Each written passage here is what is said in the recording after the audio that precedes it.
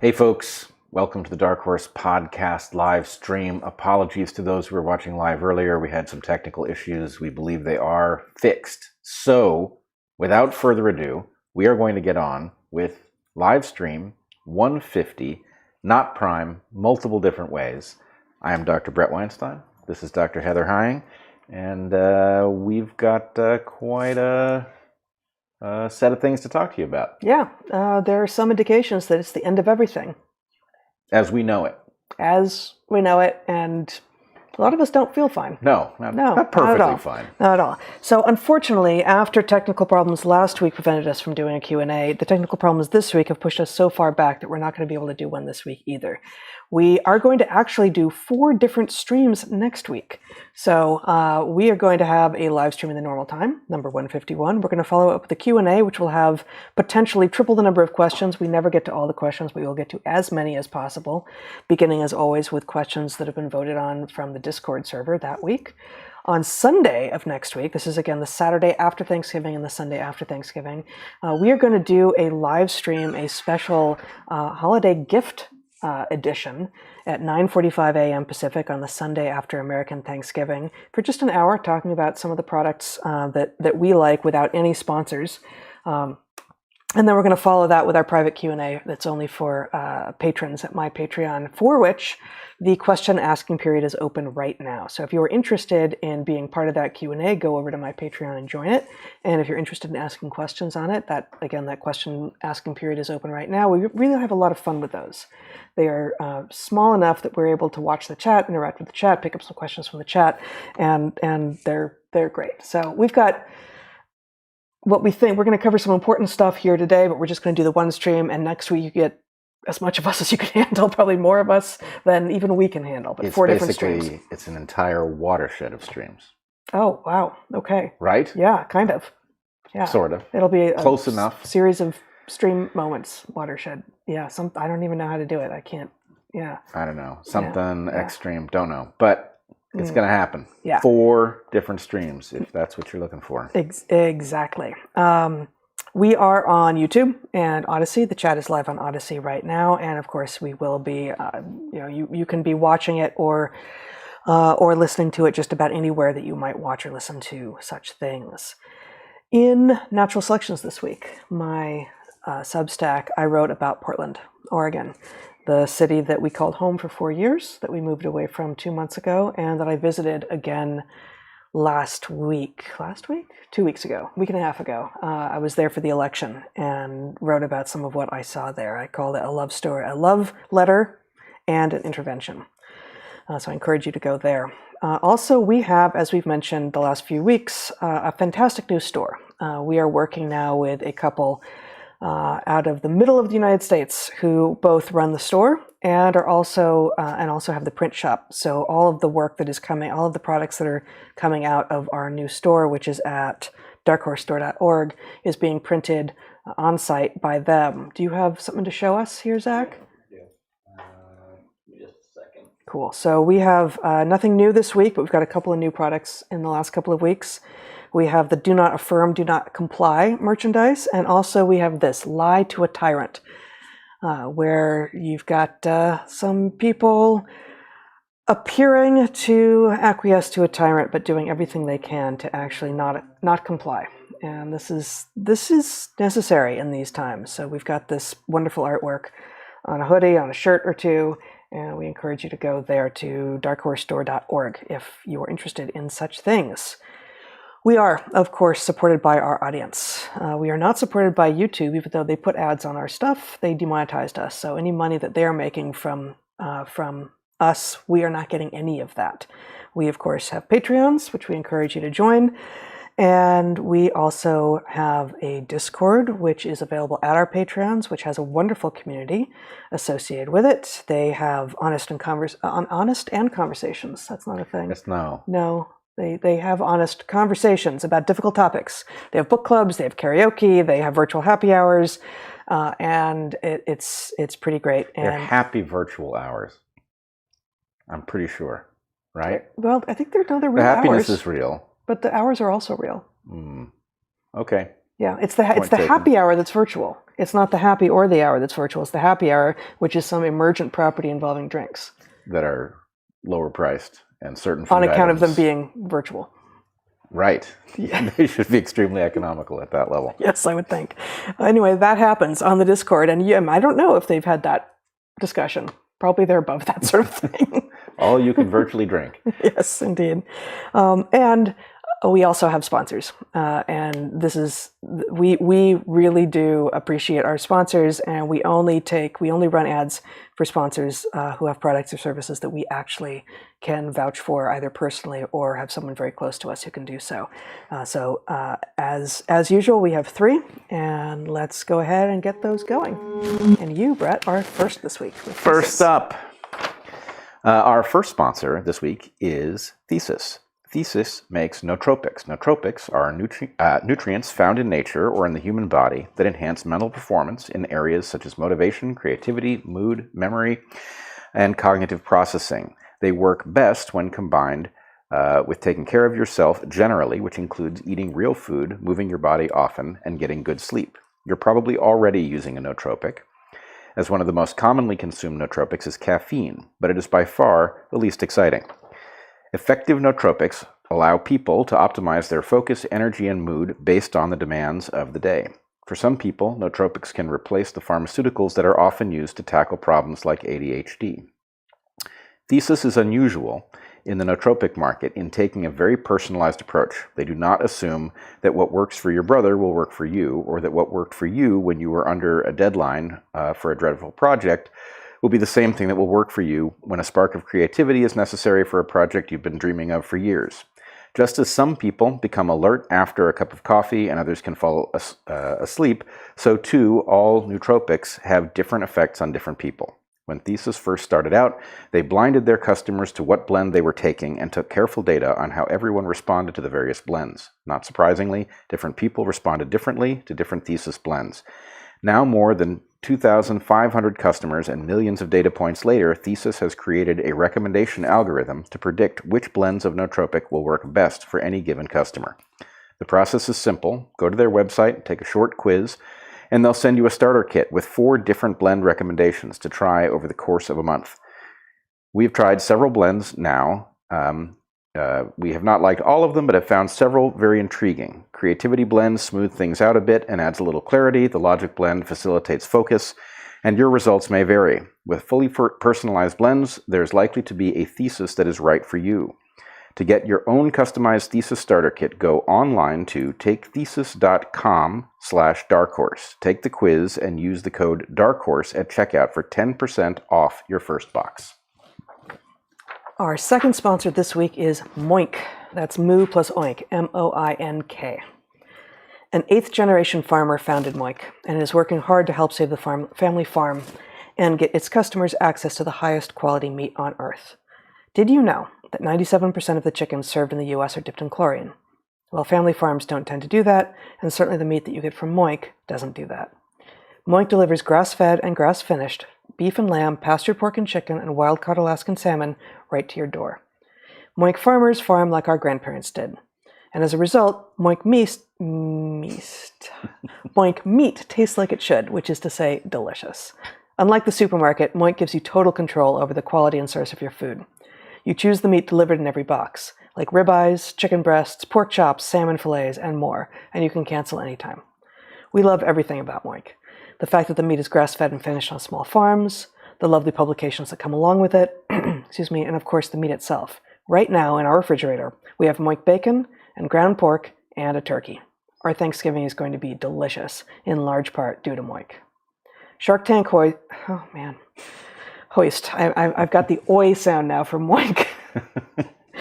Shark Tank host Kevin O'Leary called Moink's bacon the best bacon he's ever tasted, and I agree, it is really fantastic. And actually, we had some bacon kale pasta last night made with Moink bacon as well. Really fabulous. Keep American farming going by signing up at moinkbox.com/darkhorse right now, and listeners of this show will receive free filet mignon for a year. That's 1 year of the best filet mignon you'll ever taste, but for only a limited time. Spelled MOINK box.com/darkhorse. That's moinkbox.com/darkhorse. And our final sponsor this week is Ned, a CBD company that stands out in a highly saturated CBD market. I'm having a hard time reading from my screen, so despite what our son would prefer, I'm going to read from the paper. I'm going to do it this way, though. Hide it. Okay. Ned was started by two friends who discovered that their hypermodern lives were leaving them feeling empty, bewildered, and disconnected. Something about this way of life, they say on their website, just wasn't working. So they started Ned.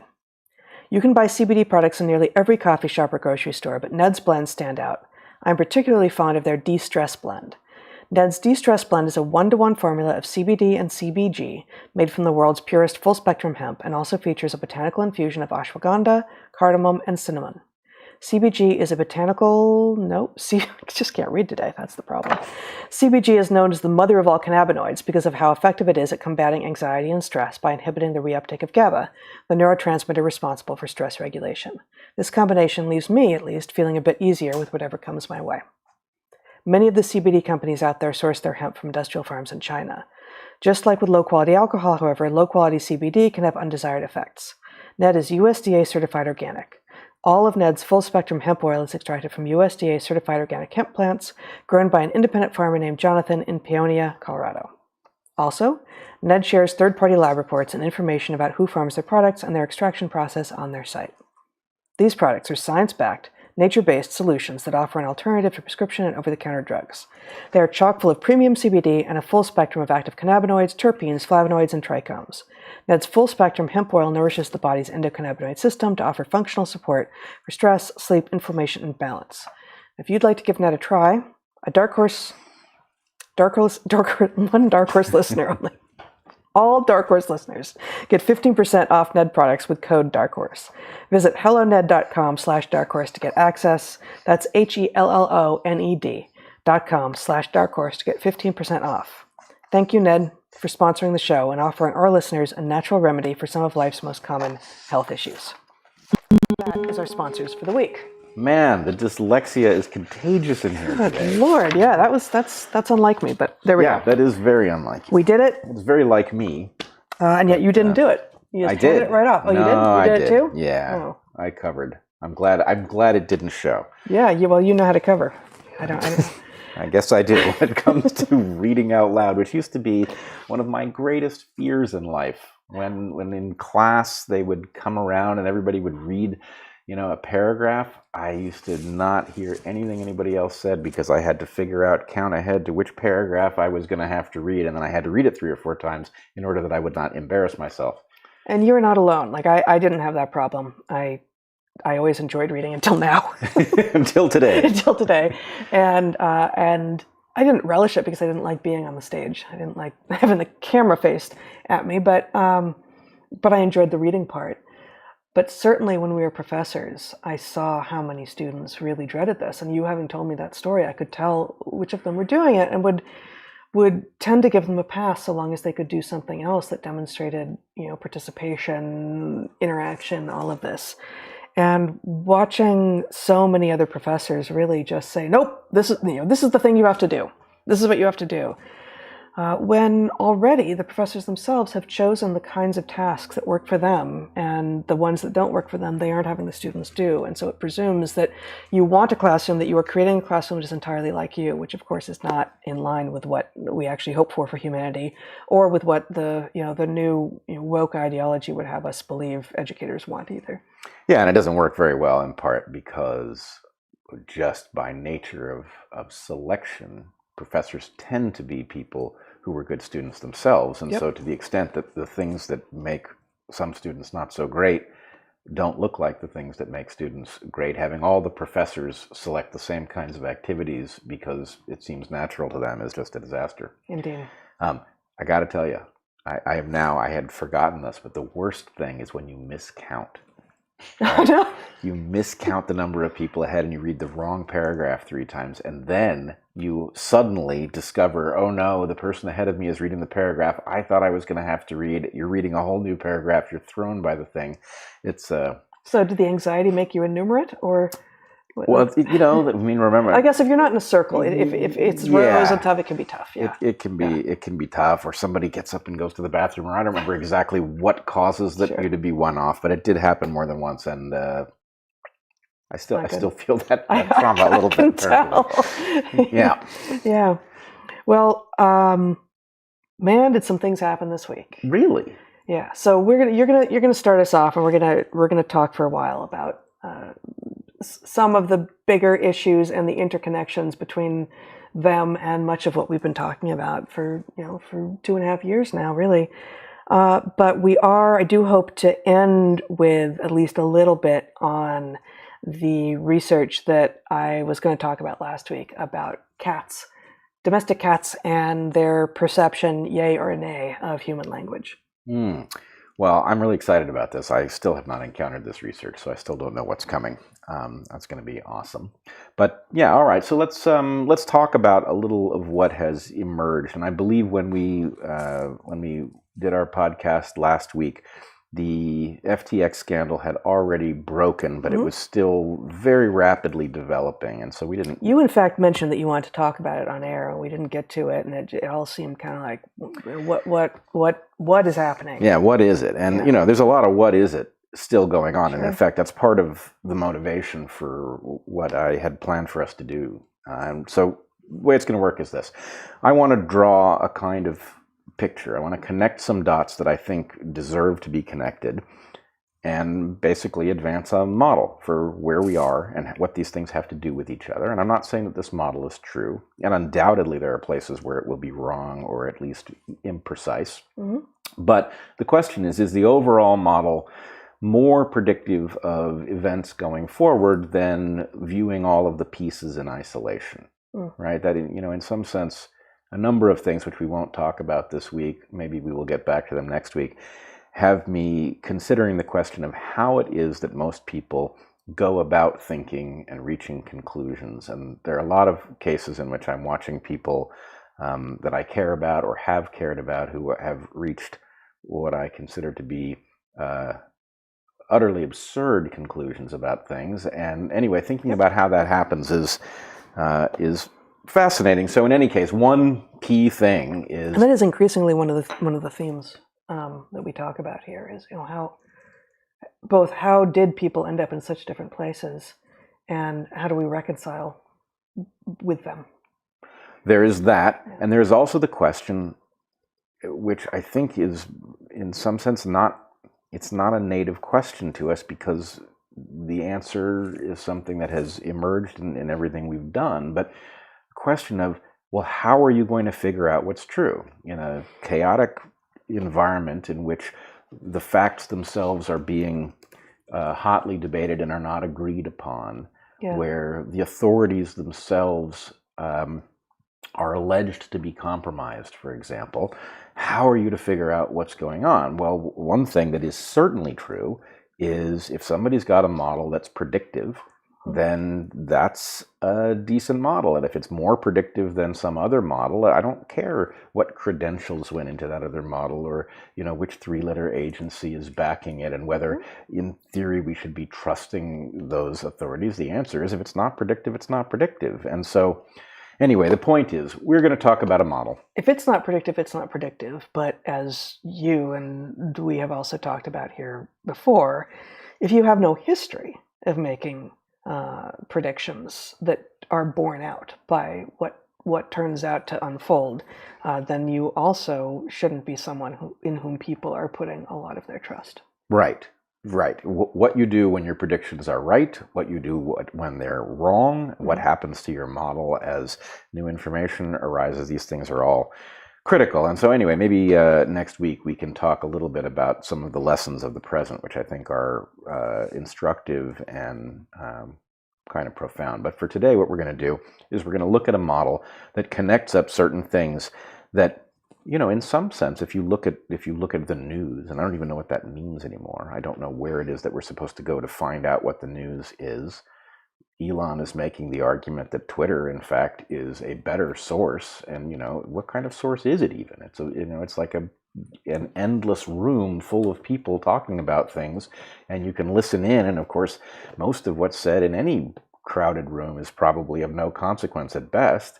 But one of the ways that Twitter differs from any of the mainstream media is that you get all the biases in one place.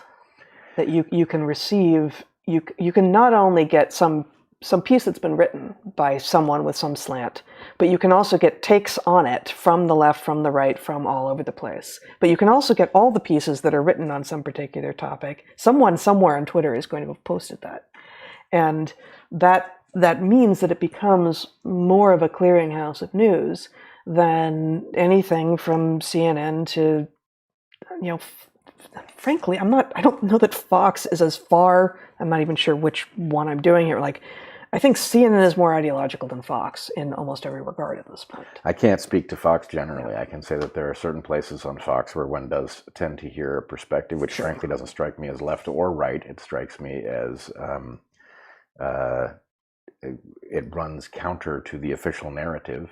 And is often predictive. Yeah. But, what you say, I hate to differ with you already, but what you're saying should be true of Twitter. But part of what we're fighting over is whether or not it will be true, right? Whether or not it's a place where you are allowed to post every perspective. And it hasn't been that way recently. I mean, the number of people who have highly predictive models who've been thrown off of Twitter in recent times is staggering. Right. But that is reversing. Yeah, well, right? It is, and it isn't. Jordan Peterson's back. Babylon Bee is back. To name but two. Yep, and then there are a whole bunch that aren't. One of back. those isn't a person, but right. So I guess it certainly bears mention that the absurdity of the Dr. Rollergator suspension continues for no obvious reason. It's such an absurd for those who don't know it, Dr. Rollergator was an account that was satirical, but posted a lot of serious stuff and was suspended. I believe the explanation was for encouraging violence, and what it had done was it had suggested that somebody slap somebody across the face with a glove, which is something that is regularly posted on Twitter by other accounts that don't get suspended. And this was 9 months ago at least, and it hasn't been restored. So in any case, it's... Elon, if you're watching, go down in the Twitter dungeons and see if Dr. Rollergator isn't there and consider freeing that account. All right, so let's talk a little bit about the various pieces that are in play and build up a model and see whether it goes anywhere. The first thing I wanted to talk about was we have alleged that the blue team, which is my term for it because I don't like calling it the Democratic Party, because the Democratic Party is something that has had an honorable role in history. I just think something's happened to it, and that's now not what the thing is. It's behaving as something very differently and treating it, it is like the family dog. The family dog has gotten rabies, right? And the point is thinking of the family dog once it's got rabies as the family dog is the wrong way to think about it. That dog is now a serious problem. And so anyway, the idea that the blue team is some new type of force is important, and it's something we've discussed, and we will come back to it in a second. I also wanted to bring back up a concept that I heard described very well by Peter Thiel. I don't know if it's his concept originally or not. It was just in a speech that he recently gave. But he talked about there being two purposes for money. And I thought this was a very useful dichotomy. And the one purpose he described was as a means for exchange, which is to say you have some money and you can use it to buy things. And money still works well in this way. But then there's this other way in which money functions as a store of wealth, especially dollars, the world's reserve currency, right? And the idea is that a dollar, even though it is a fiat currency that basically has value because we assert that it has value, not because, a paper dollar doesn't have any intrinsic value, much less a decimal point on a screen. But nonetheless, because of the durability of the United States, its currency is the world's reserve currency and has been so for many, many decades. And so anyway, money functions as a store of wealth, right? One thing you can do if you have wealth is you can put it into dollars, and those dollars fluctuate in terms of how much they're worth. But the point is there's some stability to it. And in fact, other countries have sometimes pegged their currencies to the dollar because of that stable value. And what I'm increasingly realizing is that second, you would imagine that if that second feature of money were to disintegrate, that it would take the first one with it. And this is less true than you would imagine. This is one of the curious things about the present, is there is every reason to imagine that, in fact, the store of wealth is failing to function as a store of wealth, that there's a great deal of uncertainty about the value of the dollar going forward, in large measure because we have basically printed dollars as a way of getting out of crises, and that's a very limited phenomenon. But the store of wealth is ever more suspect.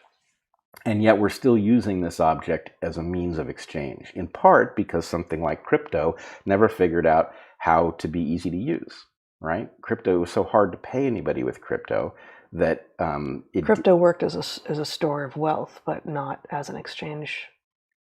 Yes, exactly, as an exchange modality. Yeah. Now, the funny thing is it never really worked all that well as a store of wealth either, because it was so volatile, right? Sure. And we have seen, But it worked better in that modality, in your telling of it, in Thiel's second modality than in the first. Yeah. It never worked as a modality of exchange because, in part, and this is going to get to the FTX part of the story here, in part because in order to use it, you had to go through an exchange to get to dollars and use those for exchange. So it, right. It was at best a redundant and complexifying feature of the environment. Okay. But I want to call attention to something that I think I haven't really described here yet, and it's something I suspect is playing a hugely important role in history at the moment. And I'm just going to lay it out, and you help me get it to clarity. Okay. I have not heard this yet. What I call it the time-traveling money printer. Okay, which I know is not a name that calls anything meaningful to mind yet, but you'll see why in a second. Nope. Time-traveling money printer. Everybody has gone through the thought exercise of what would you do if you had a time machine, right? Mm-hmm. And almost no matter what your values are, you come up with some version of, well, if I've got a time machine that goes forward, I could go and I could look at stock prices a week from now, a month from now, a year from now, figure out what was going to go up, and then I could come back in time and buy some of that, figure out what was going to go down, I could short that. And so you could create a big pile of wealth if you had a time machine. Likewise, if you can go backwards in time, you can go buy some Microsoft or Apple when they're nice and cheap, and you could become super wealthy by doing this, right? Now, what I'm concerned about is that there's actually a class of elites that now effectively has a time machine. And it doesn't have time travel in the technical sense, but it has another mechanism of doing the same thing, and it has implications, therefore, for the value of something like a dollar. Because if somebody is capable of effectively printing money of their own without risking being arrested for counterfeiting, for example, then the point is they are robbing everybody who holds dollars, because there are more dollars in circulation, so every dollar is worth less, mm-hmm. right? So here's my claim. If you have effectively insight on what is going to happen, historically speaking, and you share it, then everybody quickly picks up that insight, and the markets will correct for whatever is going to happen, right? They will build that into the price of whatever it is that you're looking at.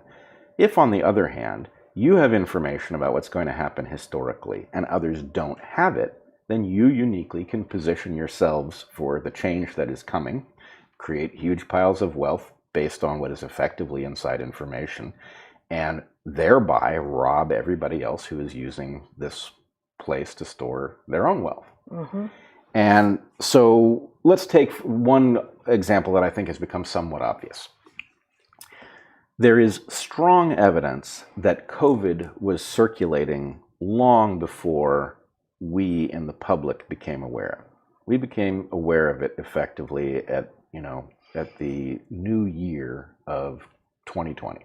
right? Tail end of January was the earliest for almost everyone. Tail end of January was the earliest for virtually everyone. So And you're a month early already. It was March before, sort of widely understood. Many people were aware in February. Tail end of January is when, for instance, we became aware of it. I think I don't think in the new year more than a handful of. almost doesn't matter Yeah. because let's put it this way. 2020 you're talking. If you are looking at information that's public, and you put 2 and 2 together and you say there's something circulating and it could affect the world, and other people are slow to realize it, that's legitimate. That's insight that's driving it. On the other hand, there's strong evidence that the virus was circulating at the Wuhan military games in September of 2019. September, October. I think it was September, but it doesn't matter. The point is, long before the public got any warning that there might be something worth paying attention to in this space. Yep. Now, here's the question. Who knew? Right? If nobody knew, if it was circulating and it just didn't dawn on anybody to test for it or figure out that there was a pattern, okay, then we're all in the same place.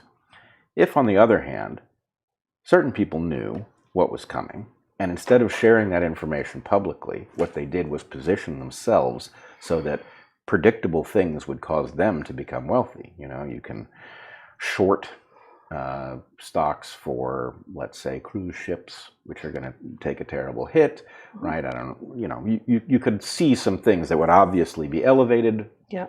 You might know who had, viable vaccine technologies that might become quickly relevant.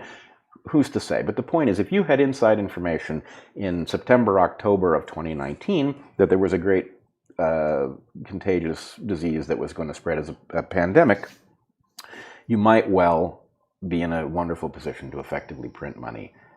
And the key to it is you can't move in time, but you can slow other people down in terms of how quickly they realize what's coming, so that by the time they are saying, hey, maybe cruise ships are going to take a hit, the point is you've already shorted that stock, right? Mm-hmm. So the basic point is, well, is there a game afoot in which, instead of trying to read the tea leaves better, instead of using expertise to figure out which things are undervalued and to arbitrage those markets, that instead the game is to delay the dawning of insight on the public and turn them into a never-ending sea of what would, in economic terms, be called greater fools, right? And if that happens, right, if it happens once, then the point is you'll see a fortune created and it will rob everybody else to a small degree. But if it becomes systematic, right, then it raises the question of, well, then what are dollars, right? If somebody is able to make dollars when they want to by being ahead of everybody else because they know what's coming, why are they ahead of everybody else? Because they slow them down in the recognition of these patterns. And the point is, well, that's not a store of wealth from the point of view of most people. That's a scheme in which some people make great fortunes and others slowly have their wealth drained away. Right. So slowing down the awareness of people can look a lot of ways. And I think you're going to go to a couple of these places, but is that where you're going next? That's exactly it. Okay. This is why I think we are fighting over what kind of place Twitter is going to be, for example, right? So the idea is, if we in the public have a place in which to do some truth seeking, if universities still function to seek truth, if journalists are still pursuing truth, right, then we have mechanisms that we can use to figure out what's coming too. If we can hobble those institutions, right? And so the point is, well, what is the newspaper you would go to figure out just the basic facts of what's taking place so you could begin to build a model of your own? If we don't have that, because there is no newspaper that isn't a partisan rag at this point, right? If we don't have scientists who will tell us the truth of some important economically relevant field, what we have is people spreading narratives, then the point is, well, that creates a landscape in which this game can unfold again and again. And so viewers of DarkHorse will be well familiar with the idea that 0 is a special number. And this is really, I'm arguing, this is at least one good reason why 0 is so special, is that it creates that a landscape in which wealth can be drained away from most people who have stored it in things like dollars to those who have a privileged position as a result of the fact that sense-making has now it has descended into noise. Can I just share one short paragraph? Sure. Right here. I want to share a little bit more later, but this piece that probably, I actually don't know if you've seen it, but probably many of our audience has, by Jeffrey Tucker at the Brownstone Institute, called The COVID Crypto Connection, the Grim Saga. Wow, I just can't read today. The COVID Crypto Connection, the Grim Saga of FTX and Sam Bankman. Is it Fried or Fried? It's Fried. Okay, I'm going to start over. Piece published in the Brownstone Institute by Jeffrey Tucker this week, The COVID Crypto Connection, the Grim Saga of FTX and Sam Bankman-Fried. One paragraph is, I will tell you, writes Tucker, what infuriates me about these billions in fake money and deep corruptions of politics and science. For years now, my anti-lockdown friends have been hounded for being funded by supposed dark money that simply doesn't exist. Many brave scientists, journalists, attorneys, and others gave up great careers to stand for principle, exposing the damage caused by the lockdowns, and this is how they have been treated, smeared and displaced. This is exactly it. And this is why I'm raising this week, is that I think what has happened is the FTX scandal has allowed us to glimpse something. And it ain't the first time this has happened either. In fact, I would point people to the Enron situation, right? The Enron situation was a jaw-dropping case of fraud, but it was also connected to the red team. Right? Mm-hmm. It was connected to the Bush administration in ways that we never figured out. Mm-hmm. And I believe what happens is you glimpse the tip of the iceberg, and then we cannot help but use the tools from the past to try to assert what the object is. You know, what is FTX? Oh, well, it was obviously a fraudulent exchange in which people put their money in, and they thought that that money existed in some place that they could access it, but in fact, inside of FTX, there was no safeguard against them using it personally, against them investing it recklessly, right? Oh my God, it's jaw-dropping, but that ain't the half of it, right? In fact, I would argue that that's really even the cover story. That in some sense, what you've got is the blue team, which is a racket, has mechanisms for doing things. There's a machine that we cannot see that shapes history.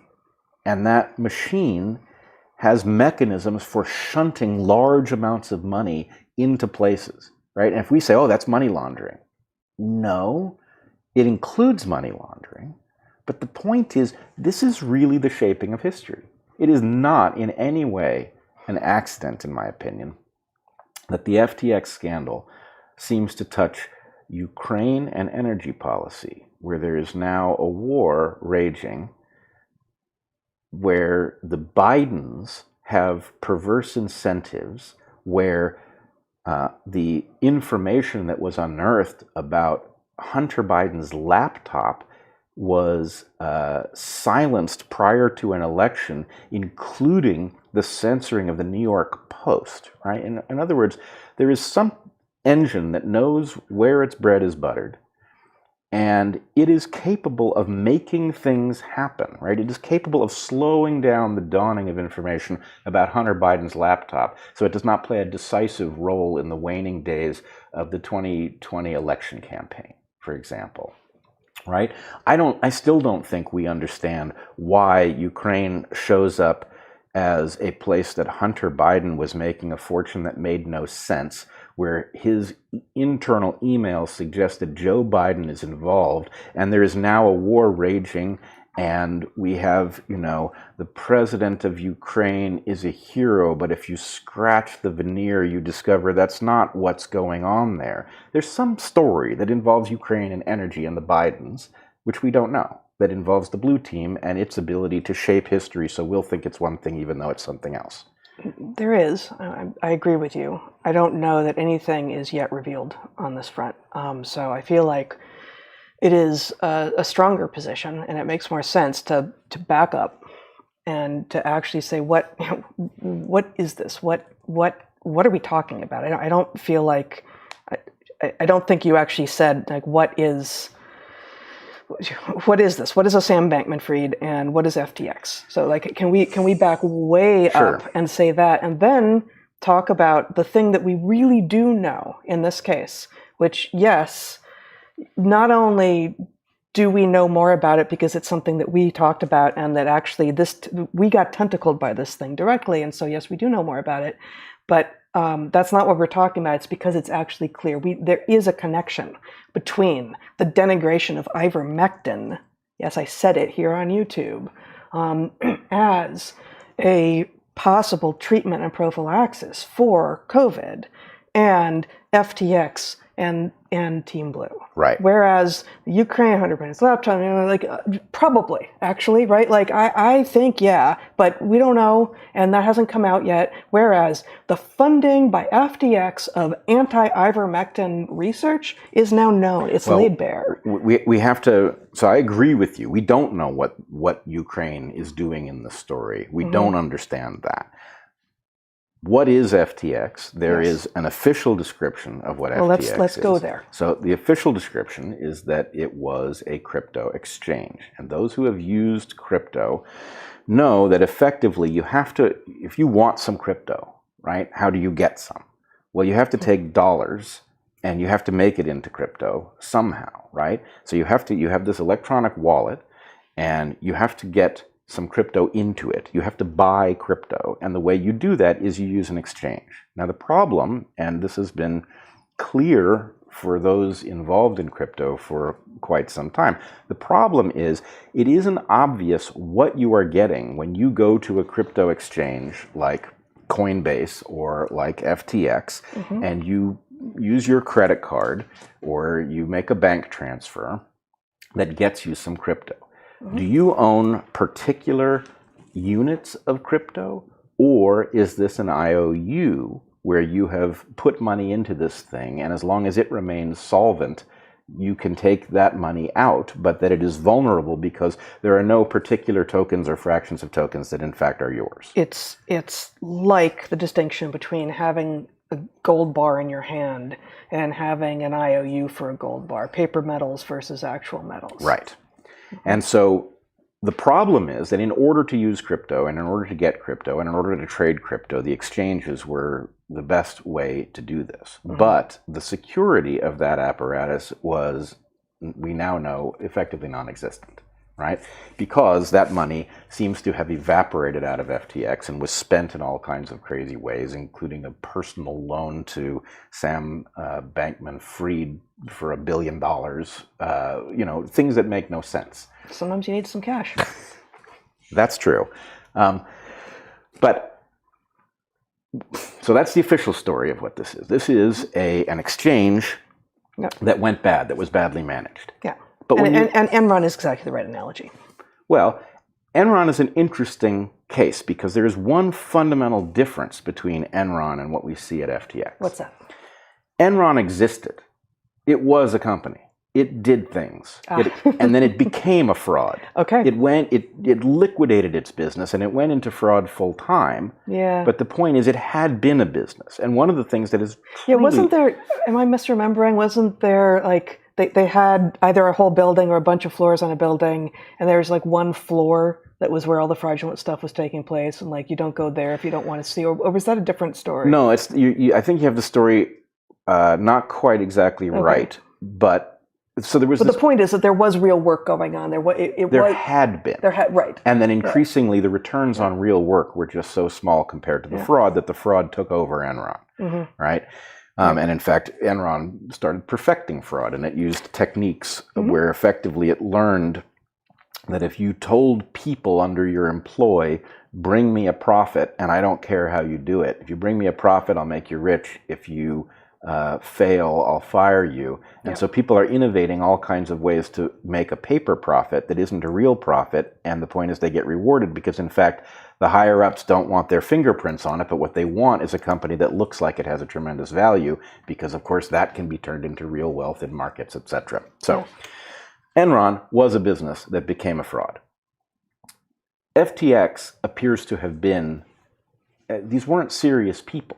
When you look at what they were doing on the inside, first of all, they were just flat out liars, right? And we will get to the connection with effective altruism, which is a philosophy. But the basic point was, even in the way that they represented themselves, this was nonsense from the beginning, right? There wasn't a business. This was a con. And you know, it's funny, one of the things that is revealed by this is that certain elements of the elite architecture are not ready to just surrender to the idea that this was just a fraud. You know, the New York Times is experimenting with resurrecting Sam Bankman-Fried, you know, as the, you know, well-intentioned CEO of a company that got out of hand or something like that. But this is really the wrong way to look at it. You have a non-serious entity, and in part, it's obvious that this is non-serious because it came out of nowhere, right? Something fueled the belief that this thing was a real entity, so that it skyrocketed out of nowhere into this hugely valuable property that was heralded by people as, you know, deeply insightful and, you know, forging the way, and it was nonsense. So I don't see rapid ascent as inherently evidence of being fueled from outside sources. No, the question is, well, what did they bring to the table that was new that caused them to be so valuable, right? One of a handful of crypto exchanges. I'm steel-manning I'm trying to steel man without very much information. I don't really understand what they claim to be doing. I don't know the land of crypto at all, really. But, you know, one of relatively few crypto exchanges, and frankly, probably one of the only ones that was explicitly on the ideological left. Well, I don't know if the ideological left much matters. Well, it matters in terms of having been able to attract people, right? I mean, Bankman-Fried is now famously on some kind of record, if we are to believe this, you know, to take a step aside for a moment, this Vox article, right, published by, what's her name? I think it's Kelsey Piper. Mm-hmm. Yeah. I guess I can't show my screen here, but I can read to you. So what Kelsey Piper does, so Kelsey Piper, who had come to us to talk about ivermectin back a year and 3 months ago or so, something like that. Also in the effective altruism and rationalist community, right? And a staff writer for Vox, and in this article that she publishes in Vox a couple days ago, she does acknowledge that a grant that they were about to receive, that Vox or something there was about to receive from either FTX or the Bankman-Fried Family Foundation, has been, you know, put on hold. So that, you know, it's all entangled, and, you know, there's this appearance of transparency now, kind of ish, but not really. But what she says she's doing in this piece mostly is basically just screenshotting a DM conversation that she has with Sam Bankman-Fried on Twitter on the night of, I think it's November 15th, at the point that he's already in the Bahamas. And just a couple things that he says, and these have been well described in places. But he says, we play this dumb game we woke Westerners play. This dumb game we woke Westerners play where we say all the right shibboleths and so everyone likes us. So yeah. there's that. So that, like, I don't know what there's that means. I'm saying there's that. That is the game that he was playing, whereby he got left-leaning investors from Hollywood, from the media, from places who have been taught to be hesitant about crypto because, oh, that's on the right. Those might be Nazis, right? So, crypto seems like this dangerous place because it is somehow identified not as with the left, whereas this exchange was. So that's one thing. Well, but that makes a prediction, which is that the value of FTX arises because left-leaning people were using it as their exchange to access crypto. Yeah. I don't think there's any evidence that the flow through FTX was inherently left-leaning. That is the prediction I'm making, and I predict that will be true. I don't know that we'll find out, but I guess given all of the big names that are still defending it and are still associated with it are on the left, I guess I don't think that's a very far out prediction at all. Well, but I actually think the opposite would be very natural.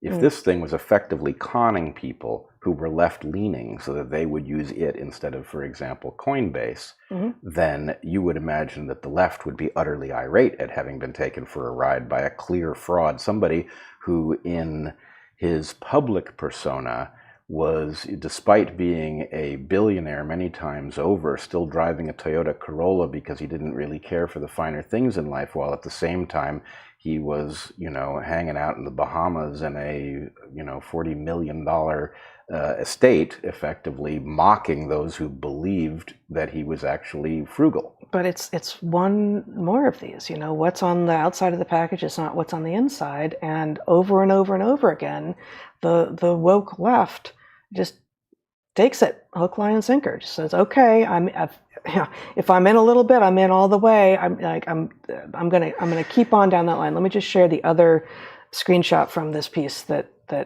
Kelsey Piper reports on. Before we go back to what you're talking about, he says, everyone goes around pretending the perception reflects reality. It doesn't.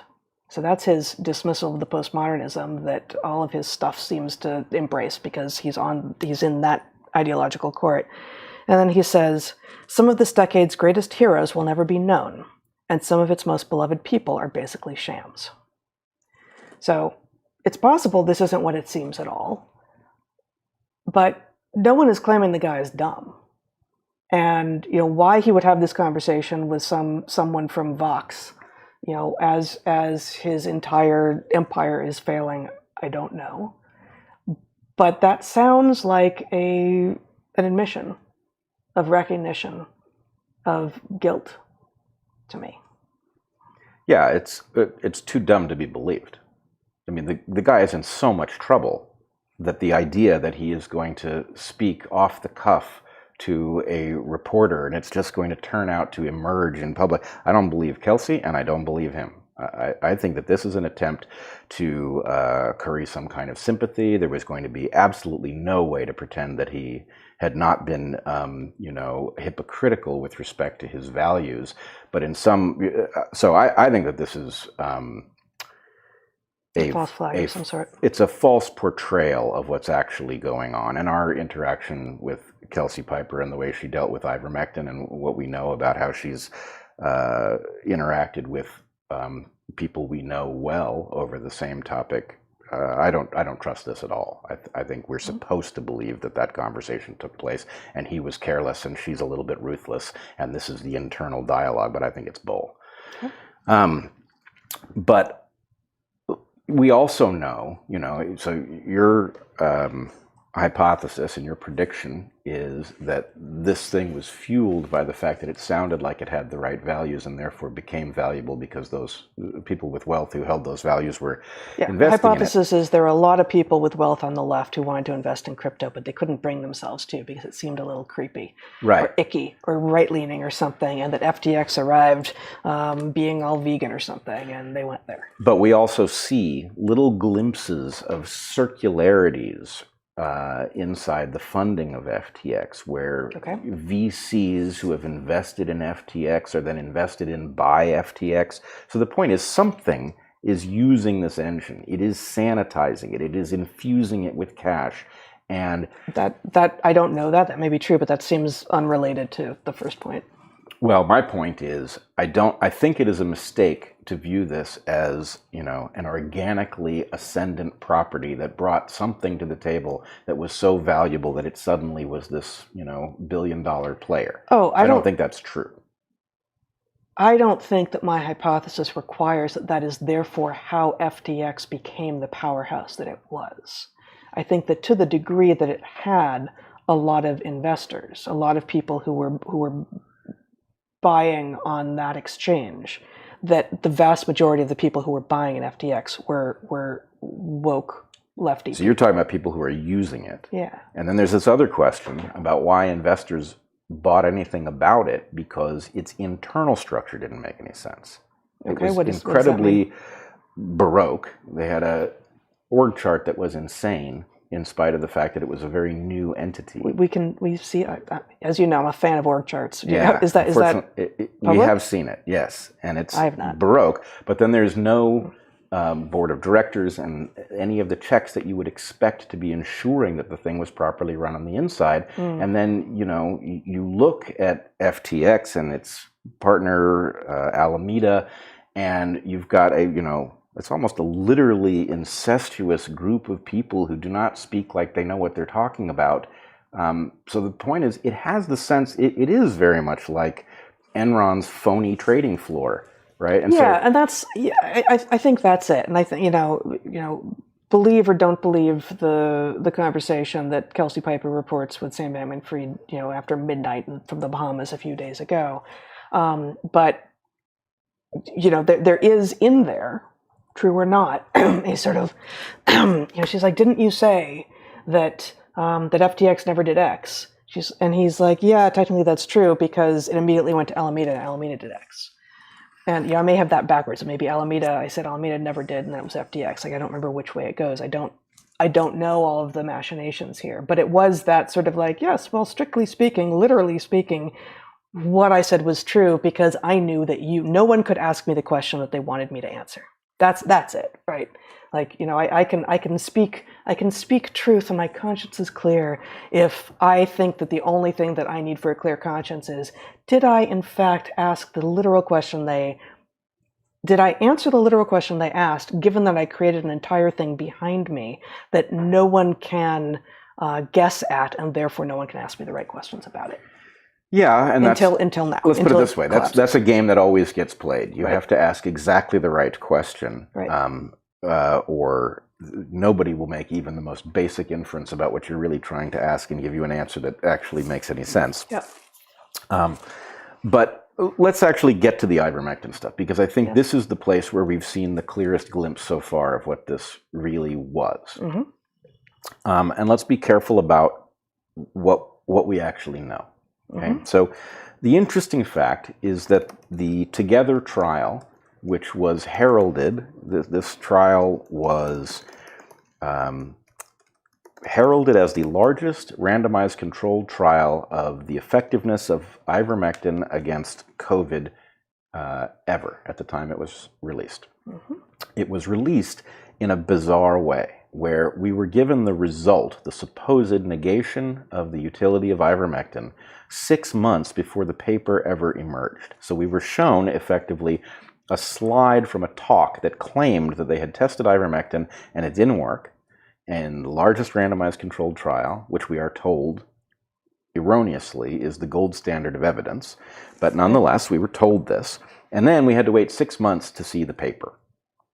So there were all of these headlines that said what the result of the randomized controlled trial had been, no ability to check whether the methodology made any sense, whether the trial was in fact underpowered, the way pharma typically makes these trials so that they will show no efficacy of a competing compound to something that they wish to sell. We couldn't see that. And then the paper finally emerges, and lo and behold, a whole new set of headlines emerges, as if there's been some second major randomized controlled trial, but in fact it's the same one. The methods section is opaque, so even figuring out what they did is extremely difficult. I would advise people to look at Alexandros Marinos's publications on the Together trial. It's jaw-dropping what they did. It was underpowered. It was underpowered in a way that was utterly systematic and cryptic.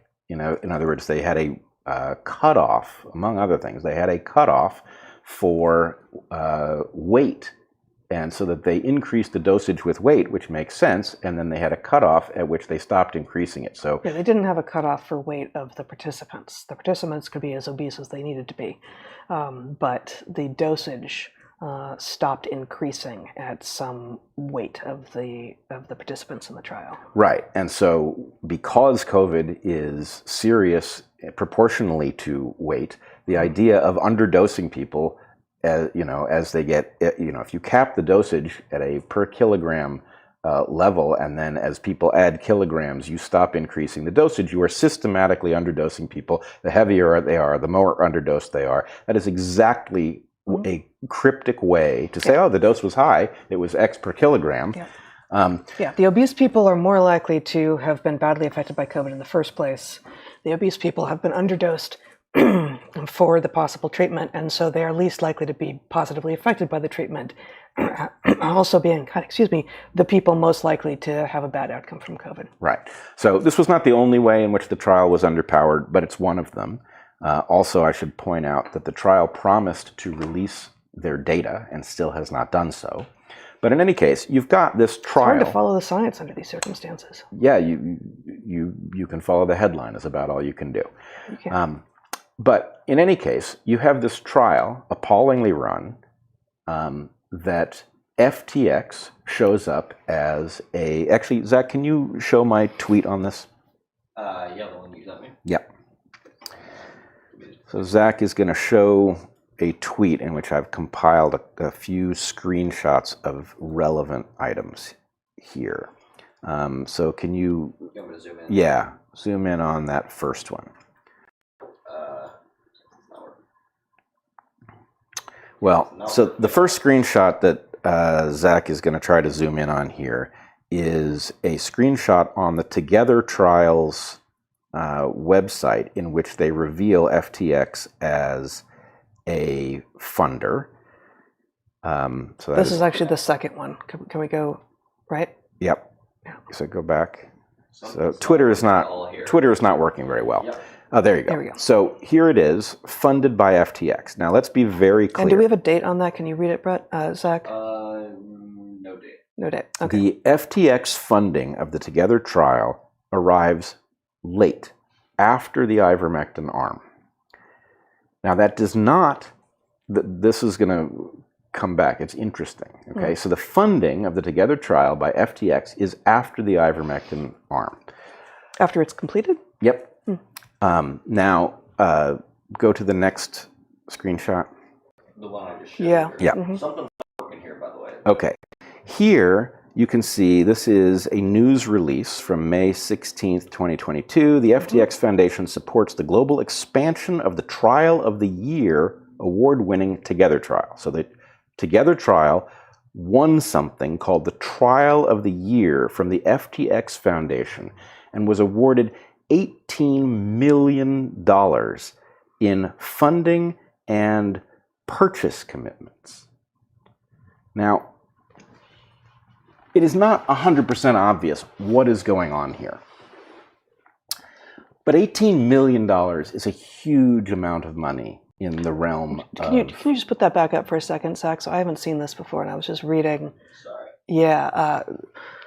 So it's the Society for Clinical Trials, which is an existing society that I had never heard of before, has an existing award. So this is not a new award being announced this year. But the Together trial wins the Society for Clinical Trials award this year, and they say that they award it based on 5 key criteria. But do they say what those 5 key criteria are here? They don't. Okay, that's what I wanted to see. It's not listed here. I don't know what they are. So we can't know what this is, but we do know that a huge payment, $18 million in fact, flowed to people who had generated a trial that systematically sabotaged ivermectin in a way that was predicted, and that turns out to have been the case. We can't see the data, but we can see the methods, and to the extent that we can reverse engineer what they did, it is exactly what you would do if you wanted to demonstrate that ivermectin didn't work in spite of the fact that it does.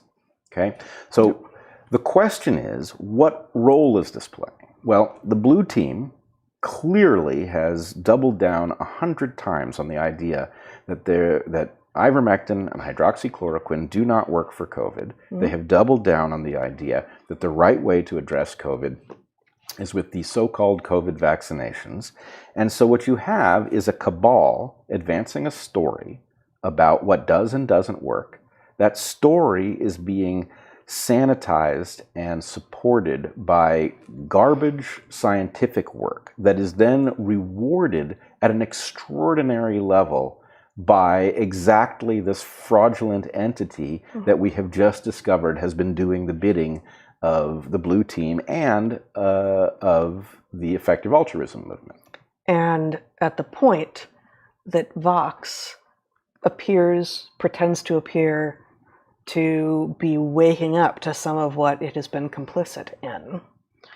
That Kelsey Piper story is number 1 on the Vox website right now, but number 4, most popular stories on the Vox website right now, when the Kelsey Piper story, supposedly revealing the depths of the depravity and awareness of Sam Bankman-Fried, is headlined "Going Home for the Holidays? Boost, mask, and test beforehand." So that's the same cabal pretending that, either there's awareness or there isn't, right? If this is still the stuff being published on Vox, at the same moment there's awareness over here about some of the tentacles that are all wrapped up in one another, and if you pull on one, you're going to find something really, really bad inside. What could be big enough to wake it all up, to wake up this beast, and to stop having an article recommending that you boost before you go see your family, for instance? Well, one thing, and one of the reasons that I wanted to have this conversation on DarkHorse today, is I think it is really important not to jump to conclusions about what some scandalous entity in front of us is. In other words, I think we missed the boat with Enron. I think we figured out what was going on in the Enron building, but we didn't figure out what role it was playing in civilization. Okay. I think we are in danger of doing the same thing here. That the idea is we will accept something, salacious about what was taking place at FTX, and we will wag our fingers at them, and we will fail to understand what its real role in the universe was. So Enron is when? Late 90s, early aughts? I don't actually remember. You want to look it up quickly, Zach? Yeah. Like the Enron collapse or scandal? Yeah. Google Enron, you'll immediately find just sort of when it all goes to hell. I think this is not then, whenever it was. It's a couple decades. December 2001. 2001. Okay. Right after 9/11. Well, according to Wikipedia, so who knows really? But I think Wikipedia isn't wrong about that level of history yet. We're 21 years later. This is not then, but I know that it felt to those of us who were still dedicated Democrats at the time, and you said Enron was a red team failure, right? That appeared to be, and I haven't seen anything that suggests that it wasn't orchestrated by and perpetuated by and done by a bunch of people who would have claimed to have been on Team Red, as it were. And there was, I'm sure, a fair bit of smugness and self-satisfactory backpatting on the part of various Democrats who might have been doing something similar but weren't discovered doing it. And part of what we're seeing here is, well, of course the other side would do it, and it's 21 years later, and they learned some things, and there's more technological capacity, and it's worse. It's going to take out a whole lot more than Enron did. And can we do something more than having Team Red be smug and Team Blue be in denial? Which I think is kind of what happened with Enron. Well, Team Red was in denial and Team Blue was smug, and it's like, okay, great. I think it's worse than that. Sure. We have looked at the tip of an iceberg. We don't know what the iceberg is, but we have looked at the tip of the iceberg, and this iceberg is involved in things that the blue team holds dear. Mm-hmm. It is involved in a case that we know well in apparently rewarding people for having run a fantastic randomized controlled trial that was in fact an appalling randomized controlled trial that just so happens to have concluded that a drug that everybody swears doesn't work, they concluded that it didn't work when the trial was set up in a way that would guarantee that outcome. Mm-hmm. So the obvious question is, in the absence of things like universities, science journals, newspapers, truth-seeking apparatus that works in the public's interest, in the absence of that, in the total vacuum of the ability of some institution to seek truth on our behalf, something is engineering the appearance of X, Y, and Z. In other words, there's a price point. If you want something to be a fact, ivermectin doesn't work. You want that to be a fact? That's going to cost you. It can be a fact, but it's going to cost you, right? It's going to cost you $18 million. Well, $18 million, that's a bargain compared to the money that will be made if ivermectin doesn't work. And we It costs a lot more than $18 million. Oh, no doubt. That award is a tiny piece of it. I mean, if we're gonna play that game, there's also the purchasing of all sorts of cheap offshore accounts to flood social media with snarky comments about how people advocating for ivermectin are killing people. Right. Right. So, there's all sorts of little branches of this that each cost some amount of money. Sure. And I don't mean to suggest that $18 million is enough to do it. What I mean to suggest is we knew, and we said at the time, if somebody wants to go back through those broadcasts, they will find, we know that we are facing some incredibly powerful thing. We can feel what it is doing in and around this story. We don't know what it is. We don't know how it works. But that it exists is something that is apparent if you have attempted to sort out the truth of these repurposed drugs, for example. So that thing, it turns out, lived in part at FTX. It lived in part at Vox. It explains the odd behavior. And the thing that people... Prediction, the Atlantic received some FTX-related money. Well, the question is, how deeply are you going to have to dig? And how does this all work? And I will point out that I have argued that there are a couple different ways that this thing could work. One is it could hire people to write garbagey stories, to not put two and two together and advance their argument in the Atlantic or the New York Times or whatever. The other way is that it could basically cultivate freelancers. In other words, one thing that could explain something like the FTX trial is that you've got a bunch of people who understand, power really doesn't want ivermectin to compete with whatever the official treatments are. And so, if you produce a trial that does that, if you function like an underling at Enron, where the superiors don't want to know what you're doing, what they want you to do is make the company look valuable on paper, right? If you took that same approach inside of science and you said, well, power seems to want this drug not to work, and so what kind of work do you have to do to suggest that? Maybe it will find me and reward me for doing that, right? So the point is that after the fact award could be the evolution of a system of you freelance either in journalism or on Twitter, as we've seen a bunch of self-appointed fraud seekers on Twitter who are interested in fraud on one side enough that they will invent it where it doesn't exist, and not the least bit interested in fraud coming from the other side. That's a conspicuous fact. Sure. Are those people looking to be rewarded by something, and does that thing look like this entity that we've now had a glimpse inside of, right? Is the purpose of all of the money flowing into this thing basically that it can reward and facilitate things which have a value to the team that's funding it, right? In other words, laundering doesn't really cover that, right? This is something beyond that. Is this an incentivizing engine, right, that is supposed to look like a business to explain why it has all of these resources, but maybe it's something beyond that. I think the last piece of the puzzle we need to talk about is effective altruism, because it shows up in the story. I think a lot of people don't even know what effective altruism is, and it's worth connecting that piece of it. So effective altruism is like the 2.0 version of rationalism.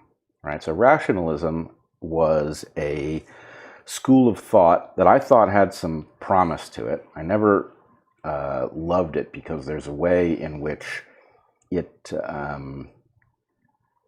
I think, it believes it's got a method for being fully rational, and it doesn't understand that yes, in theory, ultimately that's the way it should be, but how you get from quadrant A where you're rational to quadrant B where you're rational when the intervening space is something you don't really understand, you may want to relax the bounds of rationality a little bit, because you may ultimately be more rational in the end if you do that, right?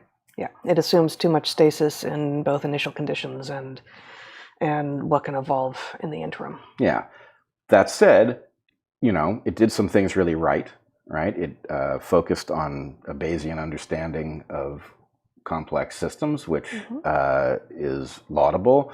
It is the source ultimately of steel manning, which is a great technique that many of us have adopted.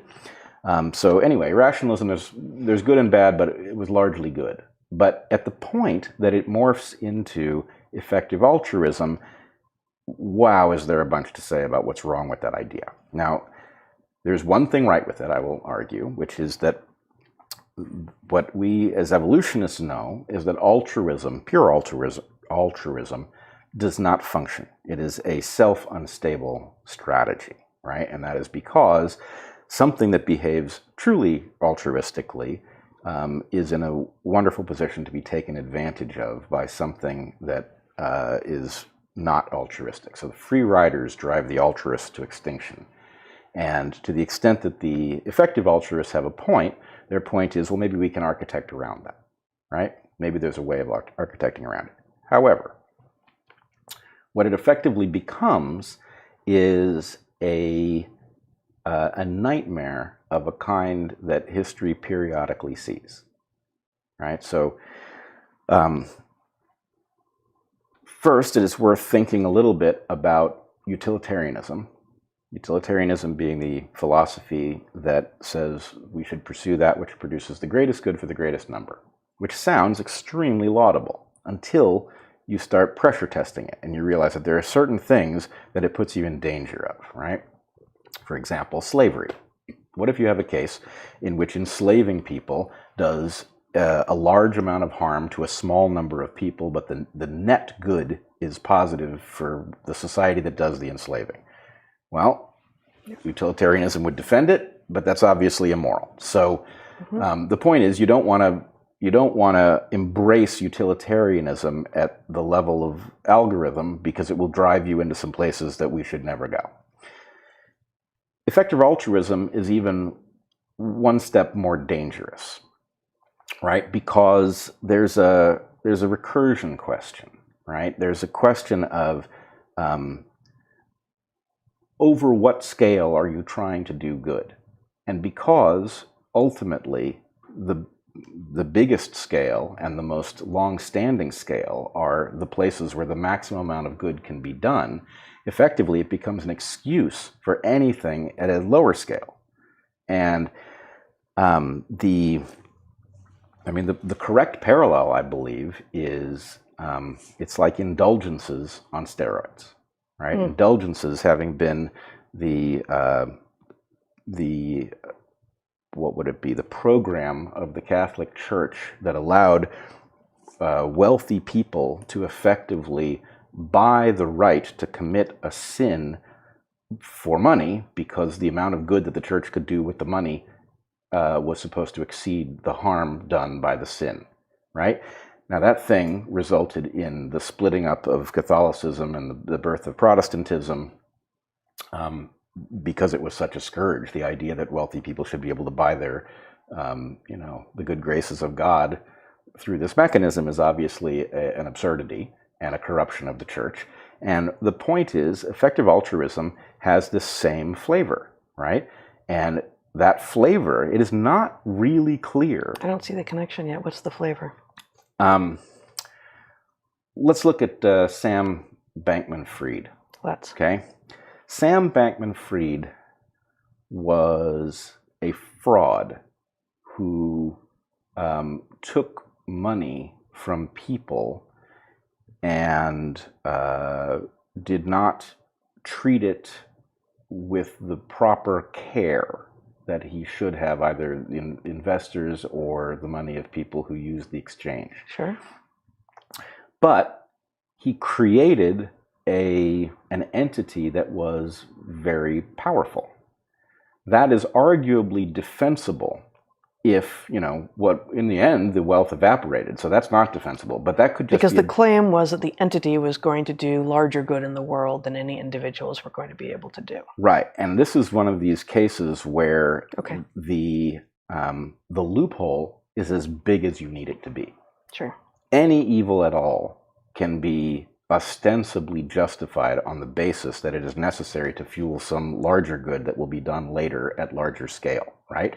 And so the basic point is, you want complete freedom from morality? Well, you can get there through effective altruism because it's in no way bounded, right? So it therefore removes every constraint. Yeah. Yeah. No. Pay no attention to my actions. My intentions are good, and I'm gaining power so that I can push all those intentions in the right direction. Yep, they'll gladly pay you Tuesday for a hamburger today. And this also raises the question about what they will do as the bankruptcy of that mode is literally and figuratively revealed. In other words, to what extent is effective altruism having a moment of reflection about what's wrong with what it believes, and to what extent is it behind the scenes conspiring to keep itself going because it doesn't actually think that anything here has been demonstrated other than some bad business calls that caused its good thing to blow up. So in any case, there are a lot of messages in this whole picture here. One of them has to do with do-gooders, right? Effective altruism is like a kind of wokeness for, what would I even call them? A wokeness for people who aspire to being intellectuals. And it has all sorts of outgrowths. It's willing to partner, apparently, with those who would sabotage a good drug in the middle of a pandemic. Well, here we get back to your point that you called, time-traveling... Money printer? Money printer, right? It's not... One thing that you could do is create history and know what you're creating and just be ahead of the game because you know what's going to happen because you're making it happen. And another thing that you can do is make sure that the thing that could send you in one direction, like, oh, actually, this is a treatable disease, doesn't get discovered by, funding and favoring and, buying accounts and voices that basically make sure that no one who, you would want to have at a cocktail party would ever think that horse dewormer could possibly be something you could just treat COVID with. Isn't that so funny? So right. Funny. So there are a lot of branches of that attack on this one particular drug and on several of them, really, and on the individuals like Dr. Corey and so many others who were saying, yeah, actually, this is never mind, right? Like I'm gonna go. For instance, Dr. Corey, I'm gonna go and treat people privately, and you're gonna keep on chasing me out of my work, and I'm gonna continue to treat people because guess what? I'm a doctor. Right, like many of these people who got chased out of work were actually doctors who really did take an oath and they meant it and they care for patients and they really did save people. And that's not what most of these people who ended up making bank on COVID were. And I think so. Just the last 4 paragraphs of this Jeffrey Tucker article in the Brownstone Institute wraps up nicely, I think, a lot of what you're talking about. Okay. This is again Tucker. A guy named Jeffrey Tucker, who I think is either the founder or the head of the Brownstone Institute. All this time, while every type of vicious propaganda was unleashed on the world, the pro-lockdown and pro-mandate lobby, including fake scientists and fake studies, were benefiting from millions and billions thrown around by operators of a Ponzi scheme based on cheating, fraud, and $15 billion in leveraged funds that didn't exist, while its principal actors were languishing in a drug-infested $40 million villa in the Bahamas, even as they preened about the virtues of effective altruism and their pandemic planning machinery that has now fallen apart. Then, the New York Times, instead of decrying this criminal conspiracy for what it is, writes puff pieces on the founder and how he let his quick-growing company grow too far, too fast, and now needs mainly rest, bless his heart. The rest of us are left with the bill for this obvious scam that implausibly links crypto and COVID. But just as the money was based on nothing but puffed air, the damage they have wrought on the world is all too real. A lost generation of kids. Declined lifespans, millions missing from the workforce, a calamitous fall in public health, millions of kids in poverty due to supply chain breakages, 19 straight months of falling real incomes, historically high increases in debt, and a dramatic fall in human morale the world over. So yes, we should all be furious and demand full accountability at the very least. Whatever the final truth, it is likely to be far worse than even the egregious facts listed above. It's bad enough that lockdowns wrecked life and liberty. To discover that vast support for them was funded by fraud and fakery is a deeper level of corruption that not even the most cynical among us could have imagined. Well, you're not cynical, but you did imagine it. And imagine is the wrong word here. You did see it coming at some level, to some degree, and as it was happening, you did predict it, and that's what this time traveling money printer. It's a terrible set of words together, but this time traveling money printer concept of yours is getting at. Well, there's one more thing it's getting at, unfortunately.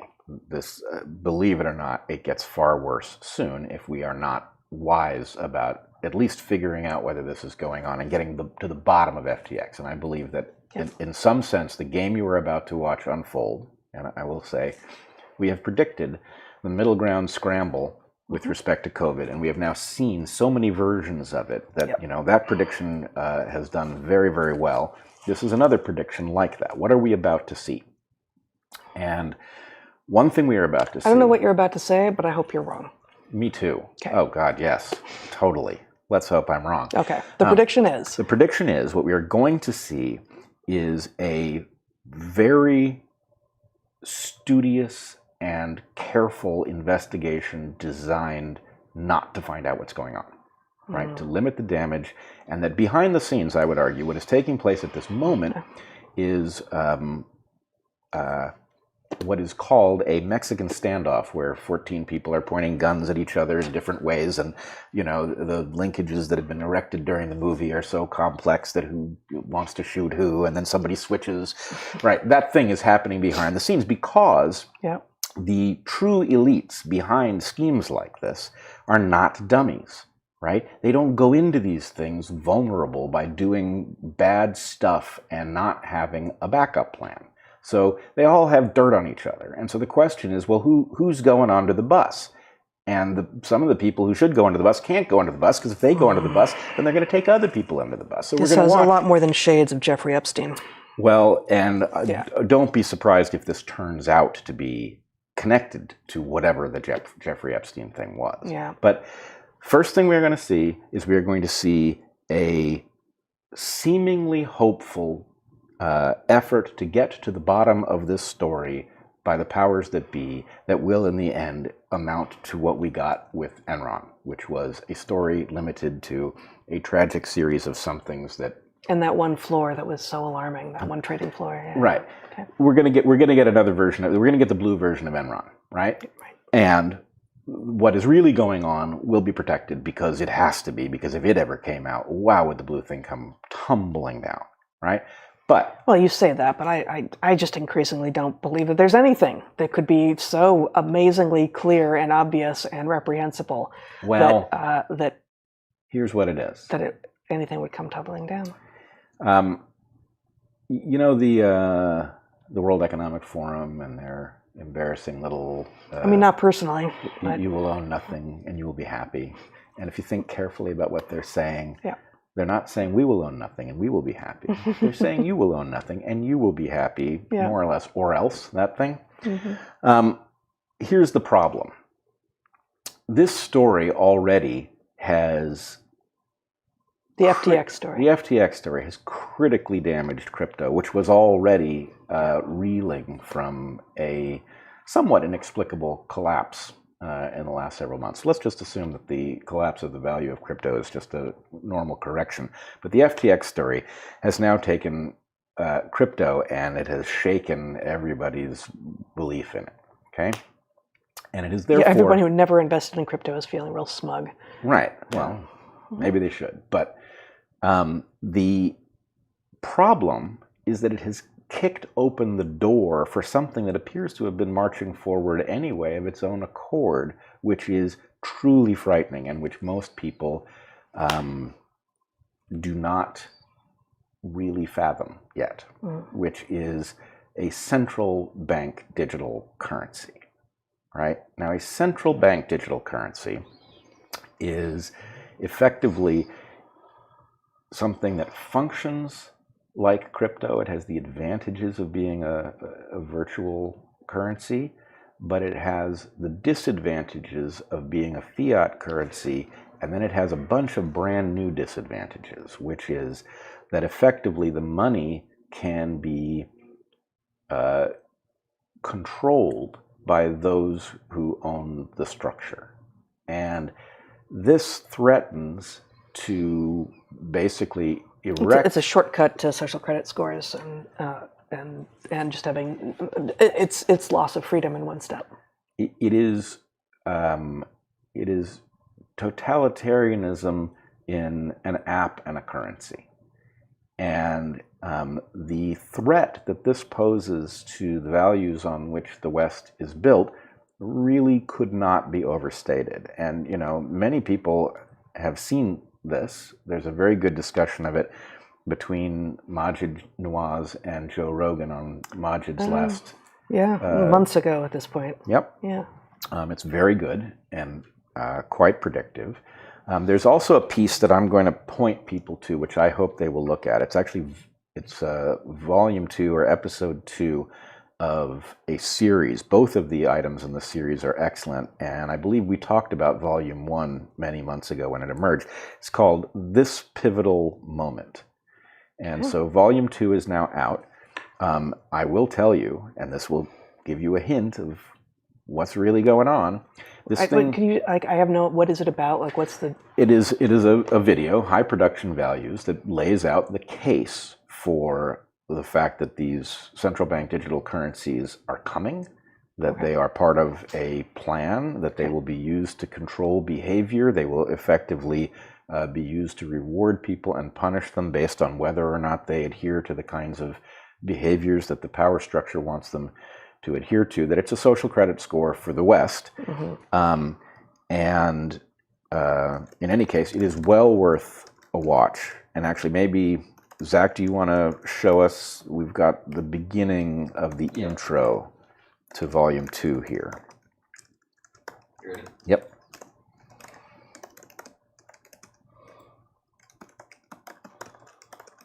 In episode 1 of this series, the case was made that we stand on the threshold of a radical civilizational change in which the nature of freedom in democratic societies, a system we have lived under for centuries, will be transformed beyond recognition.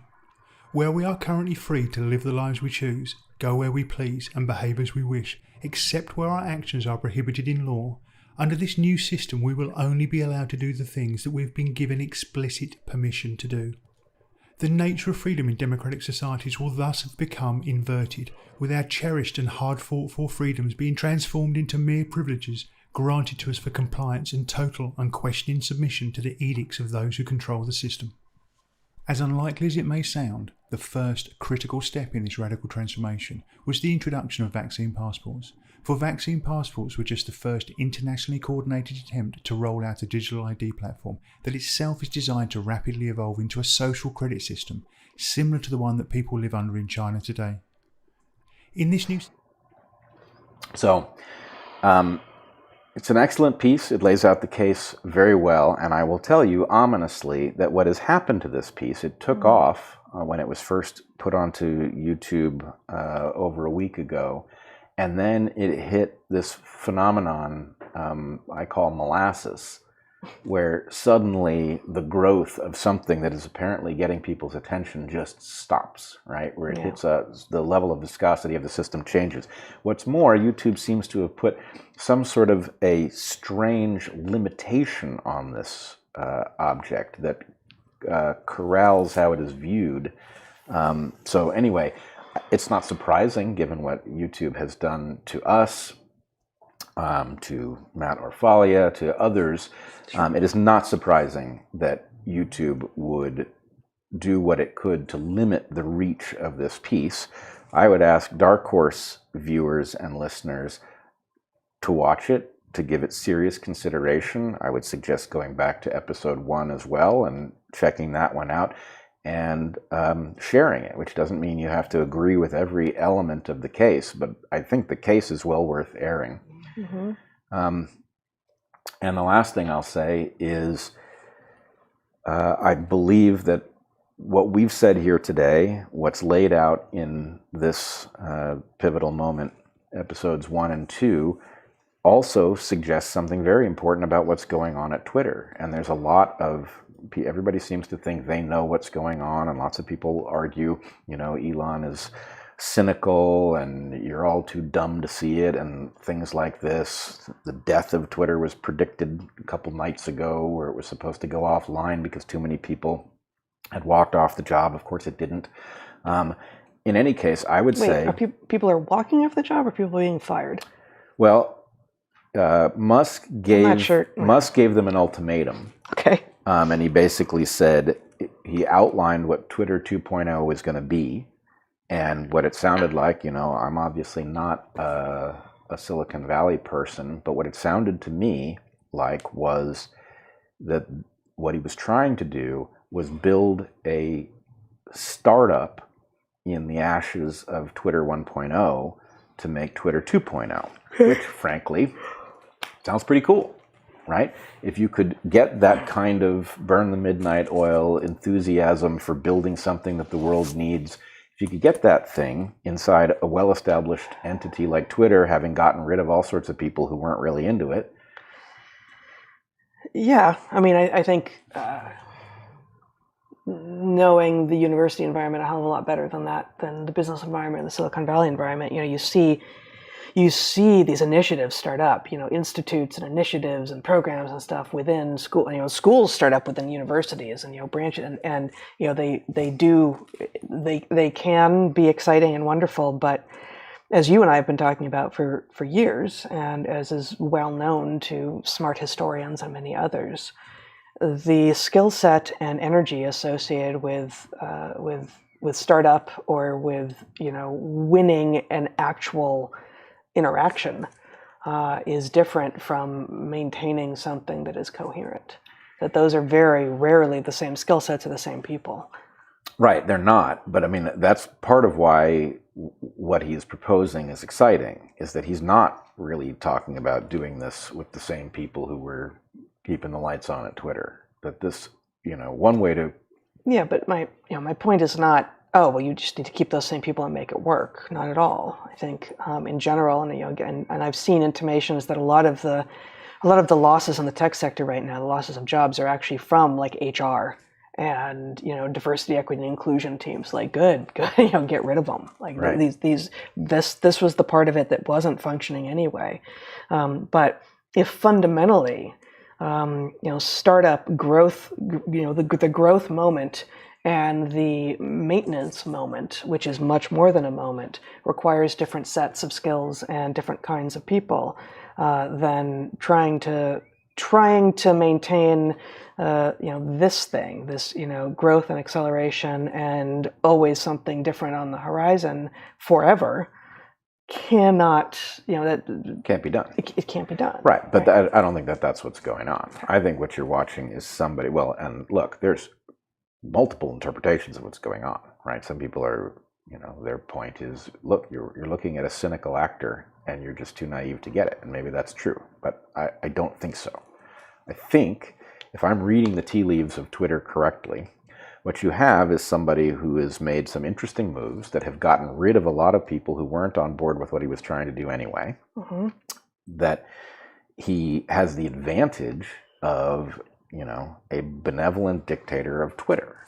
And, what people don't, the benevolent dictator sounds like an oxymoron because people believe that absolute power corrupts absolutely, which I have always argued is not correct. That what power does is it selects for corruption. And so when people end up with huge amounts of power, they tend to be very corrupt. It does not mean that somebody who had power and aspired to something couldn't use it honorably, that they would find themselves corrupted by it. And so, Look, I may be wrong, maybe I am being naive, but I don't think so. I think what's going on is that actually, look, there's lots of stuff I think he's doing wrong, and he freely says so. He says, hey, we're going to do a bunch of wrong stuff at Twitter. It's coming.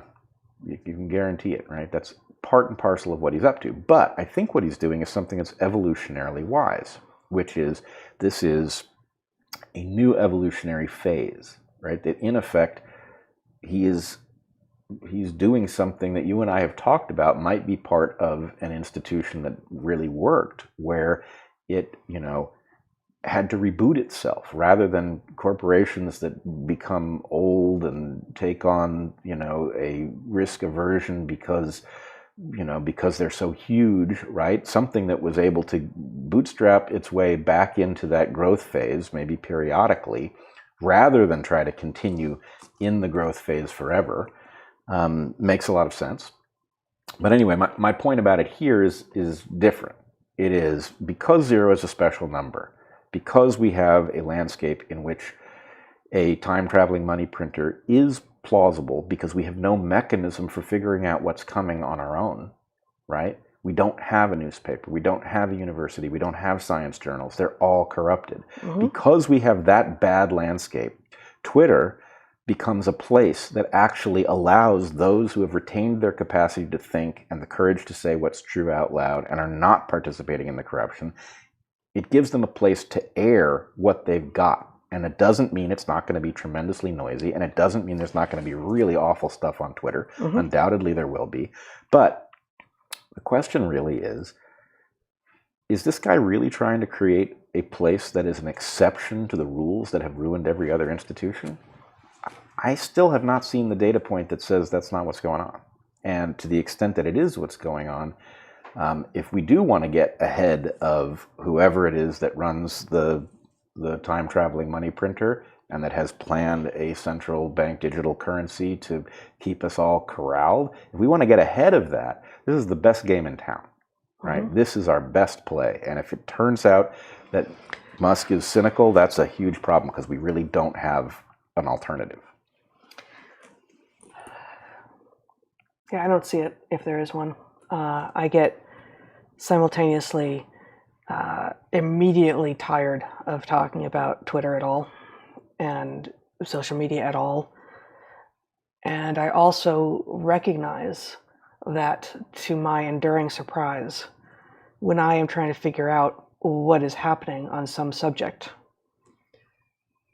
if I DuckDuckGo it or Google it or go to the New York Times or NPR or CNN or WAPO or Fox or any, in any of the legacy media sites, I get less interesting and reliable news less quickly than I do if I do some relatively careful searches on Twitter.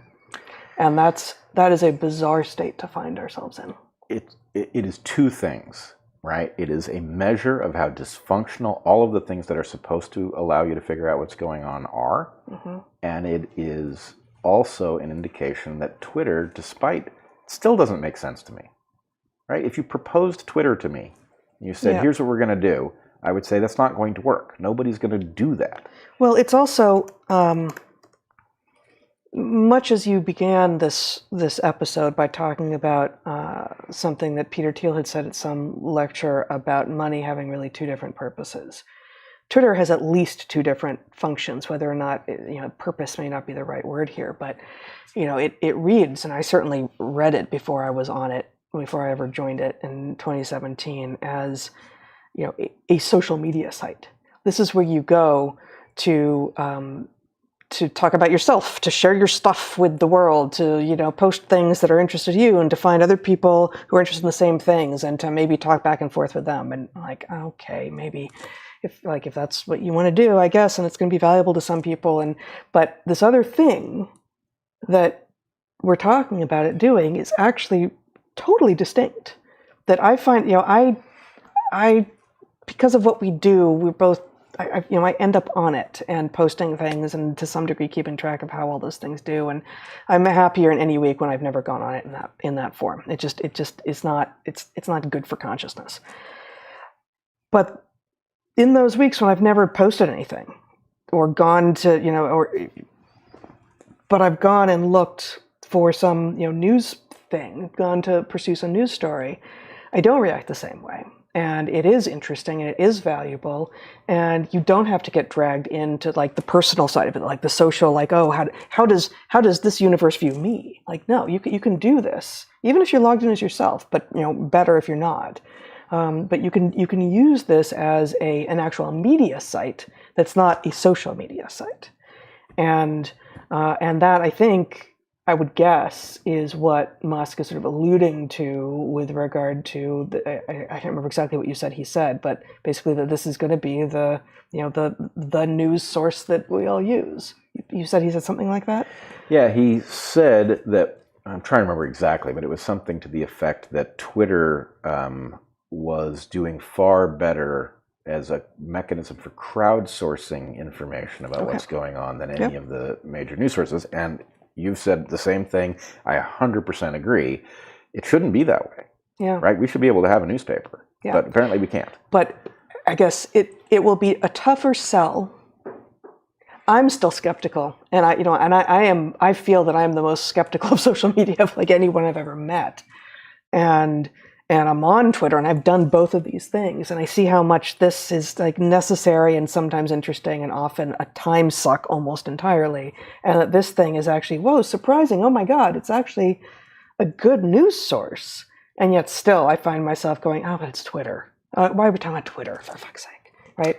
So it's going to be a tougher sell for people if even I don't quite believe it, and I feel like I should believe it more than anyone because I have experienced it. Yeah, I guess what I would say is I actually think it's a moment to override your instincts with respect to it, because I can absolutely see why it deserves to be discounted as a result of the fact that it is social media, and social media is itself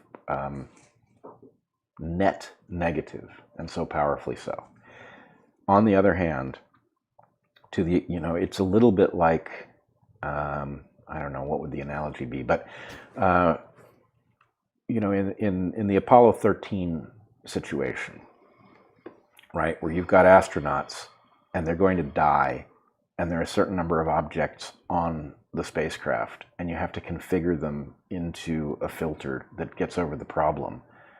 The point is, okay, I don't know that the people who started Twitter had any clue what they were building, and it's certainly a mixed bag, but to the extent that no other property can sustain a truth-seeking mechanism, and Twitter falls into the hands of somebody who looks like they're interested in facilitating that, I guess I would say,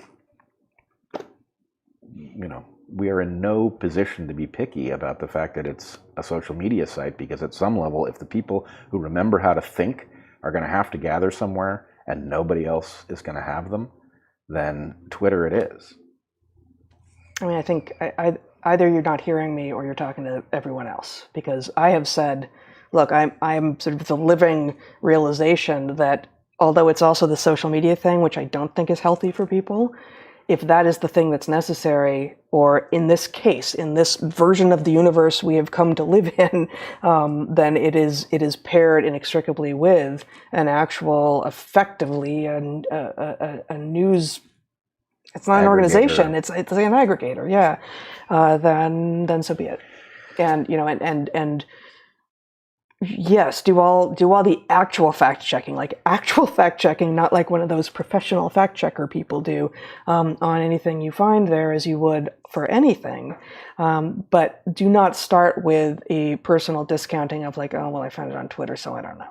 Well, like that is an unnecessary discounting that shouldn't happen at the beginning of having found something on that site, as opposed to CNN. Like, really, you're going to prefer the stuff that is going to come out of one of the mainstream sources? I don't think so. All right. Well, I would say one other thing. I think I am a little bit talking to you. I'm also talking to them.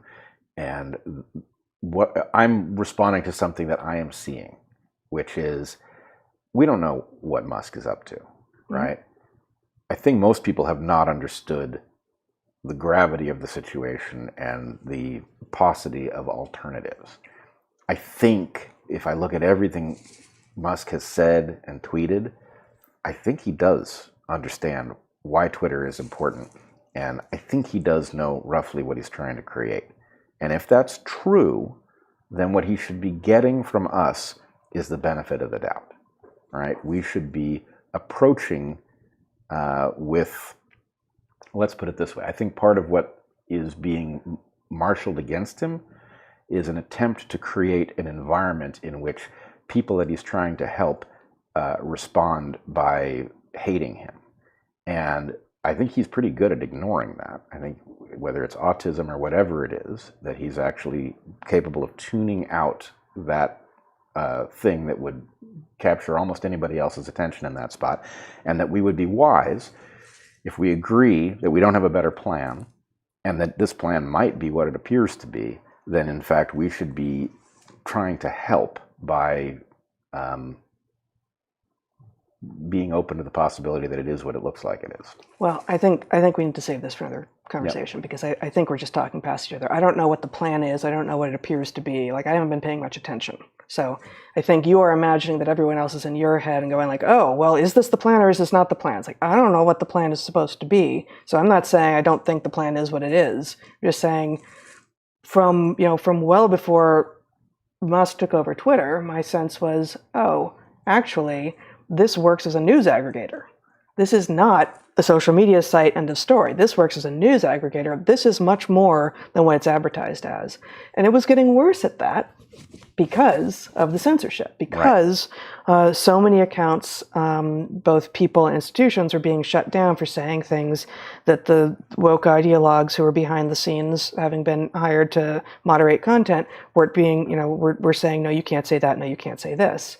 So it was getting less good at that, but it was really good at this thing, which no one was claiming it was good at, and yet that is what it was. So I, that in and of itself is interesting, and potentially sort of where media goes, given that apparently you can't trust editors, because all the pretty much all of the main mainstream media organizations have been toppled by editors hiring idiots, I guess. That's the wrong word for some of them, but let a bunch of people in the door who then take over, and it's gone. And I guess, we really do need to finish, and we have a cat here this week, and I promised cats last week, and people really wanted cats this week, so I do want to talk about the story, but this is actually a decent segue to talk very briefly about another thing that I did want to talk about this week, which is an editor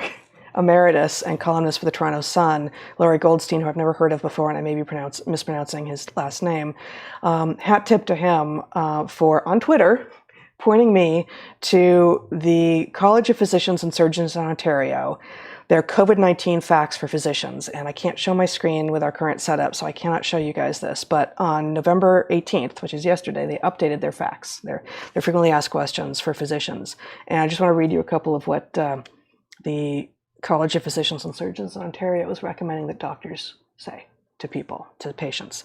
Question: patients are asking me to write notes supporting a medical exemption from COVID-19 vaccines. What do I need to know? The answer is long, and there's a number of paragraphs, and here are two paragraphs not contiguous in the original that the College of Physicians and Surgeons in Ontario says that doctors should say to patients who are coming in asking for COVID vaccine exemptions. Quote: generally speaking, there are very few acceptable medical exemptions to the COVID-19 vaccination. Examples include an allergist, immunologist, confirmed severe allergy or anaphylactic reaction to a previous dose of a COVID-19 vaccine, or to any of its components that cannot be mitigated, or diagnosed episode of myocarditis or pericarditis after receipt of an mRNA vaccine. So that's one. The other paragraph, not contiguous. It is also important that physicians work with their patients to manage anxieties related to the vaccine and not enable avoidance behavior. For example, for extreme fear of needles, trypanophobia, they usefully give a big word there in case you weren't sure, or other cases of serious concern, responsible use of prescription medications and a referral to psychotherapy may be available options. Overall, physicians have a responsibility to allow their patients to be properly informed about vaccines and not have those anxieties empowered by an exemption.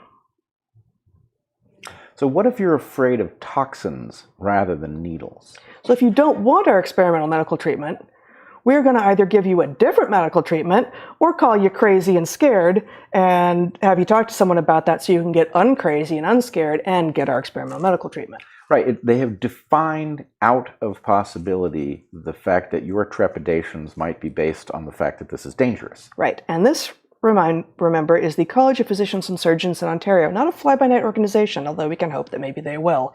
So one more quote from the site. One more frequently asked question from the site. Again, updated yesterday. This is not months or years ago. This is updated yesterday. I've read about some drugs that might prove beneficial in treating COVID-19.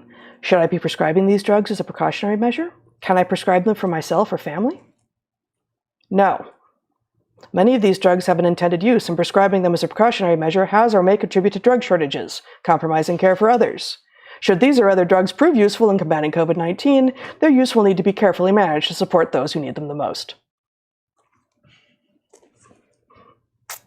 So, that sort of ties back in with the Together trial still being promoted as the evidence that, for instance, ivermectin does not work. And really, I wish the Together trial had some sort of thing we could burn in effigy, or like I could bring it out with like a head on a stalk. Like, this thing is dead.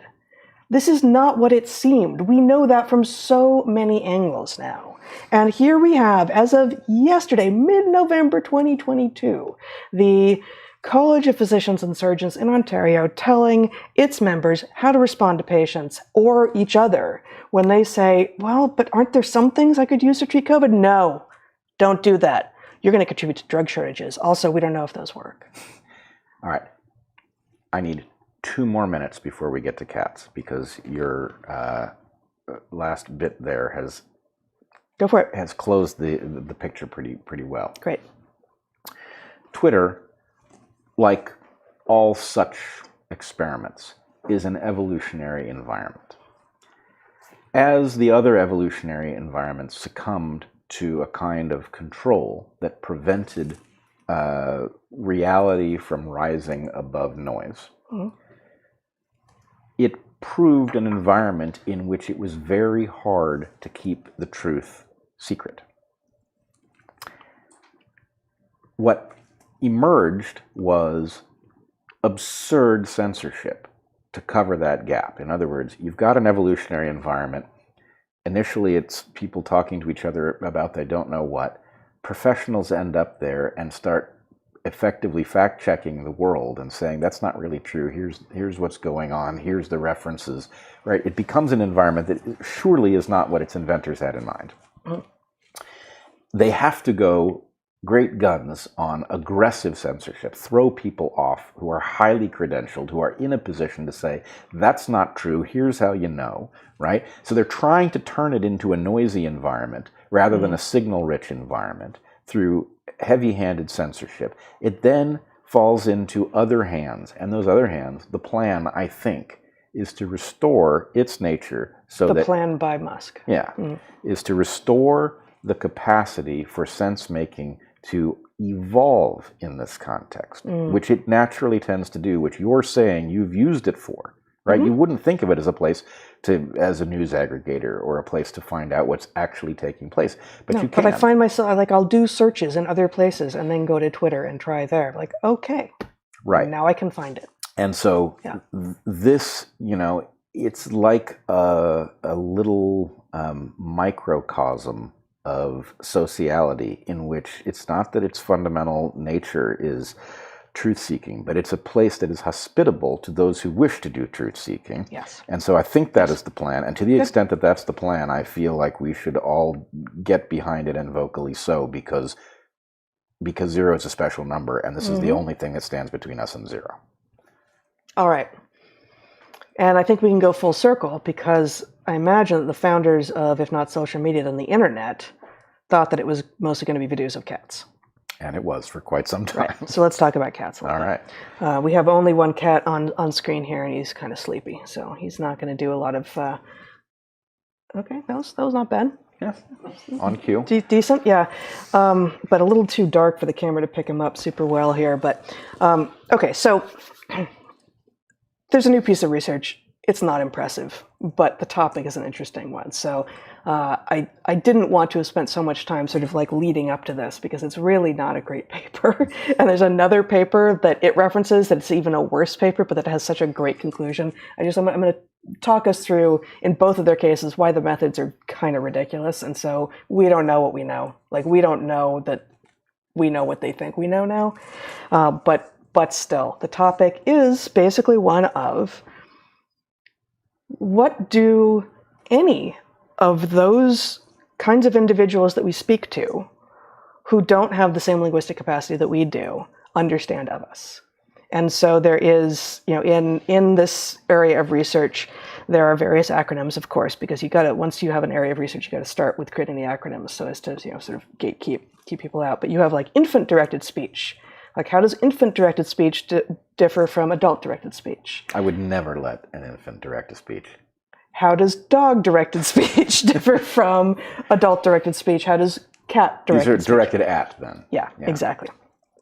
And there's a lot of research, of course, on infant-directed speech. And, everyone who's been a parent has noticed that they do or do not. Like, we didn't modulate our speech nearly as much as most people do when our kids were very, very young. I think we probably do much more for our animals, yes, for our non-human animals than we did for our human animals when they were very young. And yet, we know, for instance, that from historical work, speech directed at companion animals shares aspects of speech directed at infants, specifically with regard to hyperarticulation, right? Shorter utterances, more repetitions, elevated pitch, and increased pitch variation. Okay, so all of those things you will recognize if you've ever had a baby or a dog or a cat or, even a fish if you're that kind of person, but probably you don't talk to your fish that way. Some people might. But again, hyperarticulation, shorter utterances, more repetitions, elevated pitch, and increased pitch variation. All are things that have been noted as being true facts. True facts about the companion animal. Yes. A reference that no one will get except for Toby if he's watching. So what is that reference to? Z. Frank. Z. Frank in a video called True Facts About Behavior. Oh, there are a lot of True Facts videos. It's been a long day already. Okay. So those things that are true of the way that people talk when they're talking to babies in particular, and to some degree to companion animals, has been supported by a lot of actually good research. The research just came out last month in the journal Animal Cognition. It's got 3 authors, de Mouzon, Gontier, and Labouche. They're French. And it's called Discrimination of Cat-Directed Speech from Human-Directed Speech in a Population of Indoor Companion Cats. So the question is, can cats distinguish between speech that's directed at them versus speech that is not directed at them? And this is a question that you feel somewhat strongly about. Yes, for the record, my position is that cats don't even know their names, and anything beyond that is wasted. Okay, but knowing your name may be a different and lateral question to, do you know you're being spoken to? Okay, and I agree right? that there's something interesting here, especially in light of the fact, which I believe is a fact, that domestic cats that are vocal with their people, but they are not vocal with each other in the absence of people. And I think, hypothesis, they're not going to be vocal with strangers the same way. They're going to be vocal with their people. They don't do a lot of cat calling. Sorry. I think, yeah. Yeah. Yeah. So, also from just past research, which is 2 more interesting things that I didn't pursue all of the different pieces of research and to assess how good they were. But 2 other results, not from this research that just came out in Animal Cognition last month, are that people raise the pitch of their voices more when talking to puppies than talking to adult dogs. So the, I'm talking to a young'un thing gets added to itself when you're talking to a puppy who doesn't yet know versus a dog who kind of does. Okay. And also, people modulate their pitch more when talking to dogs than to cats. Okay? As if, and this isn't to say necessarily that that's apt, but as if the people, at least, imagine that the dog may be interpreting more accurately than the cat does. So, you wouldn't modulate your pitch Either you would think that the cat can understand you completely, Right. which is then you got some issues to work out, or you don't think the cat's understanding you at all, in which case you don't modulate your pitch really, but you will modulate your pitch for your dog, which you imagine could understand you partially but not fully, just like you would do if you were talking to a baby. All right, two observations. One, you could interpret that either way, right? You could. Either people, and I don't think this is true, but either people imagine their cats are more comprehending and the dog needs the exaggerated pitch to get it. Yeah, talking to a cat is more like talking to a 12-year-old, and talking to a dog is more like talking to a 2-year-old. Not so much. Yeah. Talking to a cat is more like talking to a tree. I was going to say a sponge. Right. I don't mean that at Right. all. Like I fall on the other side of this, but yeah. Well, look, there are a lot of reasons to talk to your animal. Some of them have nothing to do with your animal knowing what you're talking about. Sure, of course. But You got to practice your speech on them sometimes. well, I think giving voice to what they might be thinking is a useful exercise. Oh, it's wonderful. Yes. But I had another point, and I've now. Maddie, do you remember? Yeah. The other thing I was going to say is it doesn't necessarily have anything whatsoever to do with what people think.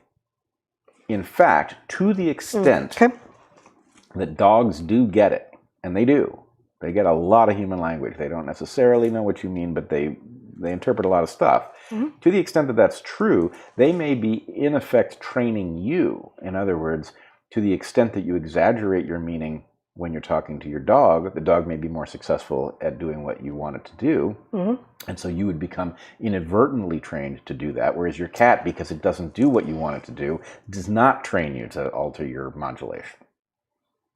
Oh, I think you're conflating two things there. Like, can they, are they getting you to effectively slow down and hyperarticulate and all of this, in order that they can learn more about how to understand you so that they can do what you want? So there's a, do I understand you and will I do what you want question. And we have to separate those because a cat's not going to do what you want. Right. But does a cat understand you? That's the question we're trying to tease apart here. And it is harder because you can't basically do like just run this maze for me. And like a dog might look at you funny, be like, why would I do that? But okay. And a cat's like, no. I'm not gonna. Right, it could understand completely what you want, and it would affect its behavior not at all. Yeah, so you're going to need to be a little clever in your design of how you can figure out if your animal is responding to you. And we know from a lot of previous research that yes, infants are responding and learning from adult language. The older they get, dogs are responding to human language to a remarkable degree rather. But what about cats? It hasn't been looked at, in part perhaps because they don't feel like collaborating, and so like how would you know? So this new paper, again, really small study. The methods, quote, 19 cats were recruited to the study.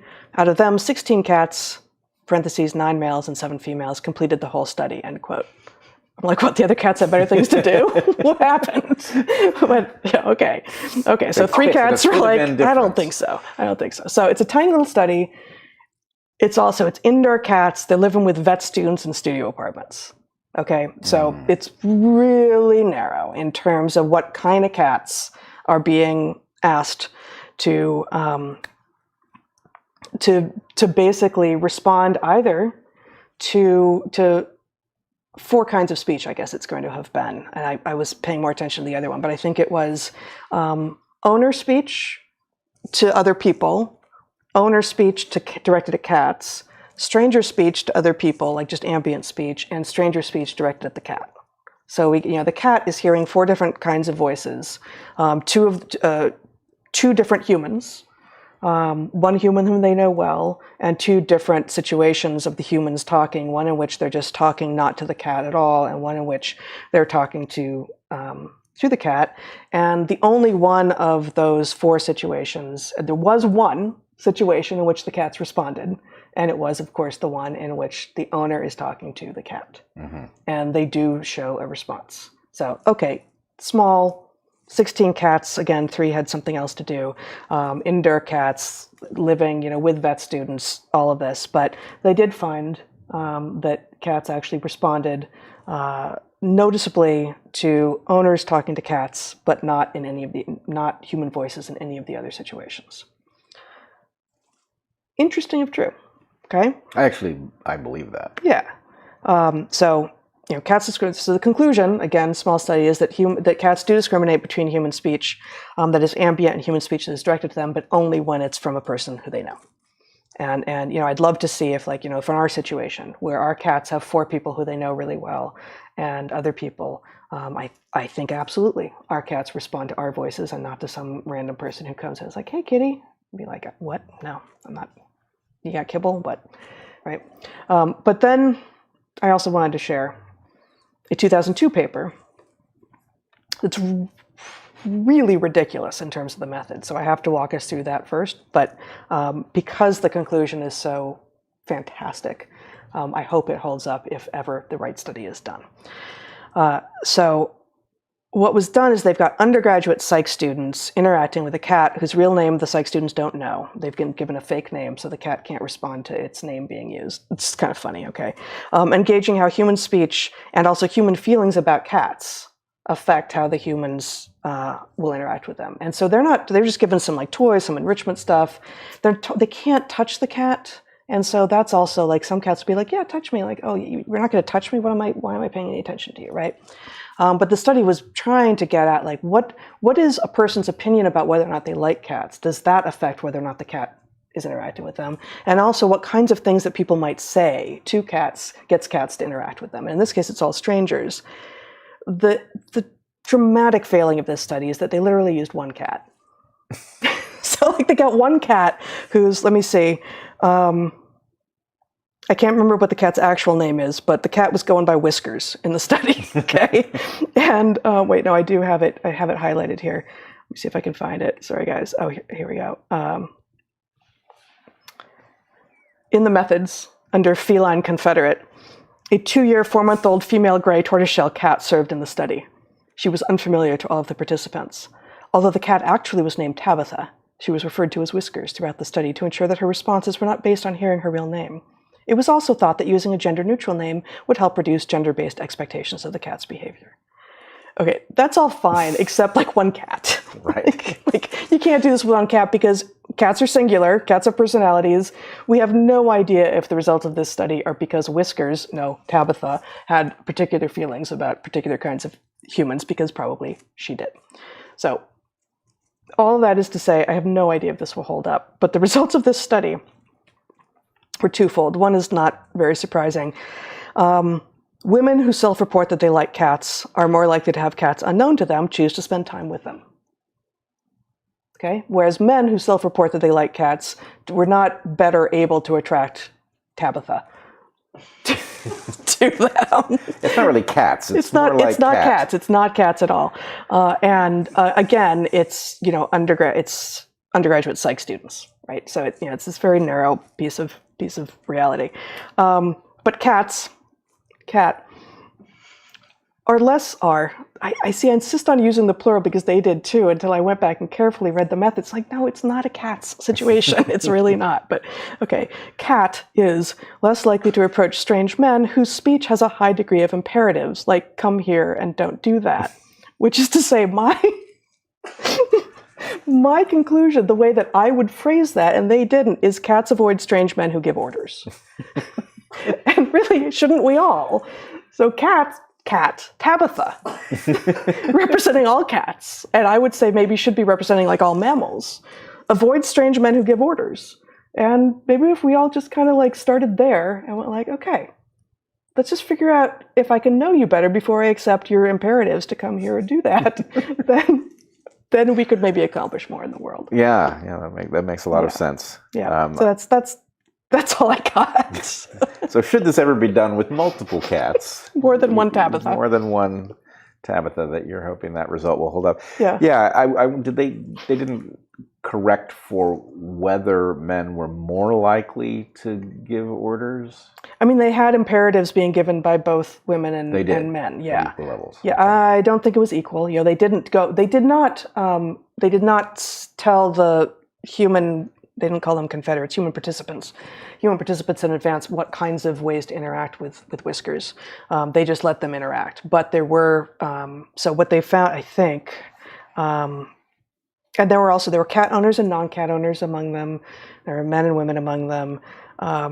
somehow it was only male participants whose data had to be deleted. We aren't told why. But there were imperatives that were given by women, and the cat to not preferentially avoid the women giving orders, just the strange men giving orders. Well, that's interesting. I admit that in addition to the male-female comparison, I'm also interested in within males, Canadian and not Canadian, because I'm imagining that Canadian males are not that great at giving orders, except for Justin Trudeau, who seems to be an exception, though he may be Cuban. I think we're done. I think that's excellent. Yes. Okay. Well, someone points out that we should take Tabitha's perspective and apply it to Fauci as a strange man giving orders. Yes. So exactly. If we could let Tabitha may have the wisdom of her generation. Now, this is from 2002. Tabitha is probably, unfortunately, no longer with us. But I imagine that we could find a Tabitha for 2022 and find that avoiding strange men who give orders is in fact not the best way forward, either through a pandemic or not. That's right. And especially with all the lockdowns, Tabitha too may have grokked that in fact taking such orders is really not a good thing. Really not a good idea. Yeah. All right. So maybe I imagine that I will go a little bit deeper into the infant-directed speech, dog-directed speech, cat-directed speech literature, and I think there's just not very much in the cat-directed speech literature, hence this being sort of the best that I could find. But I'm pleased that I think that you were already there, but I feel like I've pulled you a little bit towards my position on the question only by being explicit about, like, do cats understand? Do cats understand that they are being spoken to when it is by someone whom they know? And that first paper that was better done than this 2002 paper, the one that was just published last year, suggested yes, but it was very small. I think that result will hold up. Well, I don't have any doubt about this, actually. Yeah. I mean, that when I need to find the cat for the feeding, Yes. That I whistle, and that by whistling prior to feeding... Which you've never referred to either of the hymns as the cat. The cat. Yeah. But that by whistling before feeding, the whistling then produces the cat because the cat wants to eat. And so an inadvertent version of this undoubtedly happens because a person talking to other people in the environment of the cat does not suggest that food is about to happen. But a person talking to the cat probably precedes the cat getting fed fairly frequently. And so it wouldn't be surprising if the animal had detected that there was something about that kind of speech that means I should hang around the kitchen. And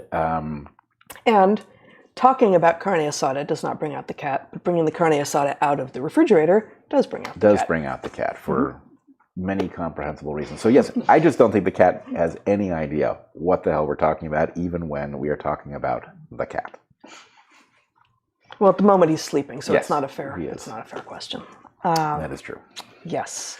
All right. It is finally, we've been on here talking to you guys for a little while. We apologize for... Go on. We apologize for all of it. Not the part that wasn't our fault, though. We are not going to do a Q&A this week, which means 2 weeks running we're not. Next week, right now, the question asking period at my Patreon is open. So go there if you're a patron, $11 or up, or join, ask a question. Next week, we're going to do 4 live streams. We're going to do live stream 151 of DarkHorse on time. And under budget. And under budget. Are we okay, Zach? Good. Okay. I'll explain afterwards. Okay, I don't know if it's going to be under budget because I feel like I'm in charge of the budget and I'm not sure we're under budget at this point. All right. And the Q&A, we are definitely going to have it. We're going to have 3 questions from the Discord at the top of the hour next week, and then we're going to address as many of the questions from this week and last week and some from next week in the Q&A afterwards. That'll be on Saturday after American Thanksgiving next week. I don't know what day that's going to be, November my 26th, and then on the 27th at 9:45 a.m. Pacific, we are going to do a 1-hour paid ad-free, mostly about products, like holiday gift episode, talking about some stuff that we like that might also help you with your holiday shopping if you do that sort of thing. It might help you even if you don't do that sort of thing. And then we're going to take a break, and then for patrons of mine only, we're going to be doing our 2-hour private Q&A, which is always on the last Sunday of the month at 11 a.m. Pacific. It's a lot of fun. It's small enough that we can watch the chat and interact with people, and encourage you to join us there. Although that's going to be a lot of time with us if you watch all of those. We'll be tired of us by the end. Hopefully you won't be. For now, anything else you want to say before? All right. Until next time, be good to the ones you love, eat good food, and get outside. Be well, everyone.